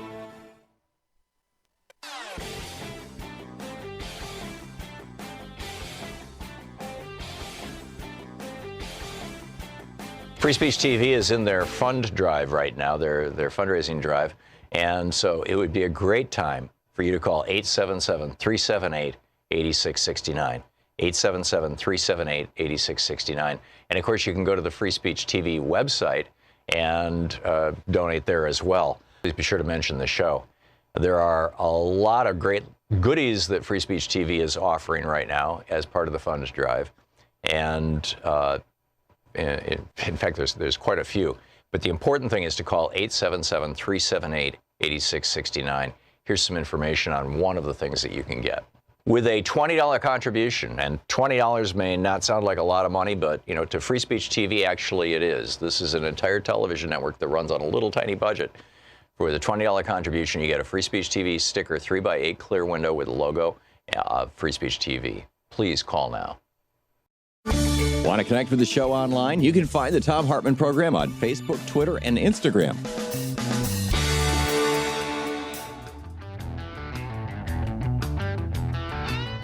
So let's check in with Luke Vargas with Talk Media News and find out what's going on in the world today. This report brought to you by goatsfortheoldgoat.com and Loving What You Do, Alan Ratner's new book. Luke is the chief foreign correspondent for Talk Media News. You can follow him at The Courier on Talk Media News, and he also has a podcast that you can find easily by Googling Luke Vargas. Luke, welcome back to the program. Thank you very much. Great to be with you. Thank you. And by the way, happy holidays. Yeah, Merry Christmas, all that kind of stuff. So what's up? Well, I've been watching these street protests in Hungary. I don't know if you've been following this, but we've had now about a week of pretty sustained demonstrations in the capital. This is in response, and this is a trend that I think in some ways mirrors a little bit of what's going on in France, insofar as you have a specific spark which has really ignited people's passions. In France, it was the green tax on the gasoline, but symptomatic of a much bigger disenchantment with the political system. And in Hungary, you have the passage of something called, or what critics have called a slave law, which basically allows employers to force employees to work, I believe, 400 hours of overtime a year, or risk losing their jobs, up from I think roughly half that before. That is what drove people to the streets. But now that they're there, they're voicing all sorts of demands about what Viktor Orban, their president there, has done in recent years, namely really cutting down the free press, passing all sorts of regulations that hem in independent journalists in the country, really basically doing away with the independence of the judiciary in that country. There was a constitutional rewrite closer to 2010 when he swept into power that really marginalized a lot of opposition political parties, and then also kicking out the Central European University, which is a George Soros-backed university, which maybe not the best institute of higher education in the world, but was, a pretty important scholarly institute there in Hungary, which lost its license to teach. And my understanding is that was not, George Soros was just one of many funders, wasn't Exactly. he? Yeah. Of course, as a pattern you see play out here in the United States as well is, often there are a lot of other reasons why people dislike something, but if George Soros' name is attached to it, that's all you ever hear about. And I think it was less about Soros and more just about the fact that, frankly, an Institute of Higher Education assessing what's going wrong and what's not going what's going right in Hungary is, comes down pretty much on the side of what the heck has happened to this country since Orban came to power. And some experts that I talked to today in Central Europe and even here who've been watching the situation there say basically it's hard to deny that over the last few years, Hungary really is not a democracy anymore, that it has basically become something of a, sort of single party state where the opposition in that country technically could win an election, but has been so isolated purposefully that it's going to be very difficult to do that, and that the separation of powers there, at least between the judiciary and the executive, are essentially non-existent, and that it's sort of leaving a lot of people as they assess the scenario now to realize how far the country has come. And I would say the thing to watch here will be the pressure that's put on the EPP, which is the European People's Party. It's a big coalition political party with members in all sorts of countries all over the European Union, which sits at the European Parliament. And there have been, and it notably includes the Christian Democratic Union, which is Angela Merkel's party in Germany. It's sort of one of those odd things about European coalition politics that you get people like Merkel and Viktor Orban in the same coalition. And the call basically starting to go out by people who want to try and figure out what, if any, means there are to counter Viktor Orban is to try and put pressure on the European People's Party to sort of renounce its Hungarian members. And it's worth pointing out, yes, the European Union has failed thus far to sort of censure Hungary enough to dissuade Viktor Orban from going down this sort of authoritarian path. But we should remember the European Union contributes a lot of money to various member states through sort of common taxpayer contributions. And as it's been explained to me, campaigners in Hungary are pushing to basically say, hey, there's no way that the European Union can certify that Hungary meets the criteria for membership in the EU anymore. The democracy has eroded there so much that we need to cut off that EU funding for Hungary, and that would really put a budgetary wrench into Viktor Orban's plans. So it hasn't happened so far, but I think those are the calls we will probably see more of in the coming days as these protests continue. That's absolutely fascinating. If we can go to 40,000 feet on this, it seems to me that with the opposition that we're seeing in the streets in France, the Yellow Vest movement, that we've seen the rise of Syriza in Greece, the rise of, I'm forgetting the name of the party in Spain, that basically the neoliberal consensus is breaking down in Europe generally, and in South America and Central America, I'd say, and here in the United States for that matter, the neoliberalism embraced by everybody from Reagan to Clinton.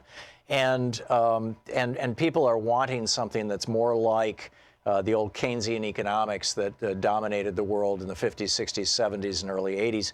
And at the same time, among those nations that have gone beyond neoliberalism into neo-fascism, like Orban's Hungary, like Erdogan's Turkey, like El-Sisi's Egypt, where they just banned the purchase of the yellow vests, in fact, that the neo-fascist consensus, people were willing to embrace this for a little while. To paraphrase Ben Franklin, they were willing to trade a little temporary security for a loss of liberty. They're no longer willing to do that. That both of these consensuses are breaking down. And a lot of the people breaking them down are young people who aren't even old enough to remember what life was like before the neoliberal consensus emerged. Do you think that that's an accurate analysis? And if so, where does this go? I agree with most of that. I mean, I think that the concern in Hungary is you still see a lot of independent political, policy polling showing that Viktor Orban is the most, if not very close to the most popular leader in Europe. And so the opposition to him is finding a voice right now. They are linking up with political actors across Europe and the international press, which is turning its eye to Hungary, most notably the German press, which has basically been ignoring issues of democratic backsliding in Hungary, is starting to pay attention. But I think the trends you talk about are correct. I'm just worried that Orban still has so much power and will be very hard to counter given how much he's already consolidated power. Yeah, I agree. And I think we're seeing the echoes of this right here, too, with both the election of Trump and now the rejection of Trump.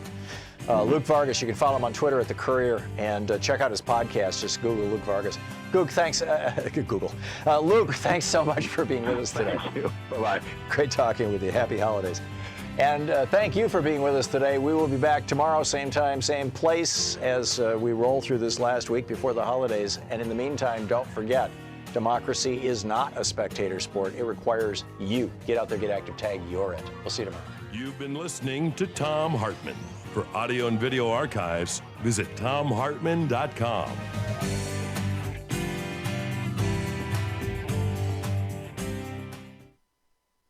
From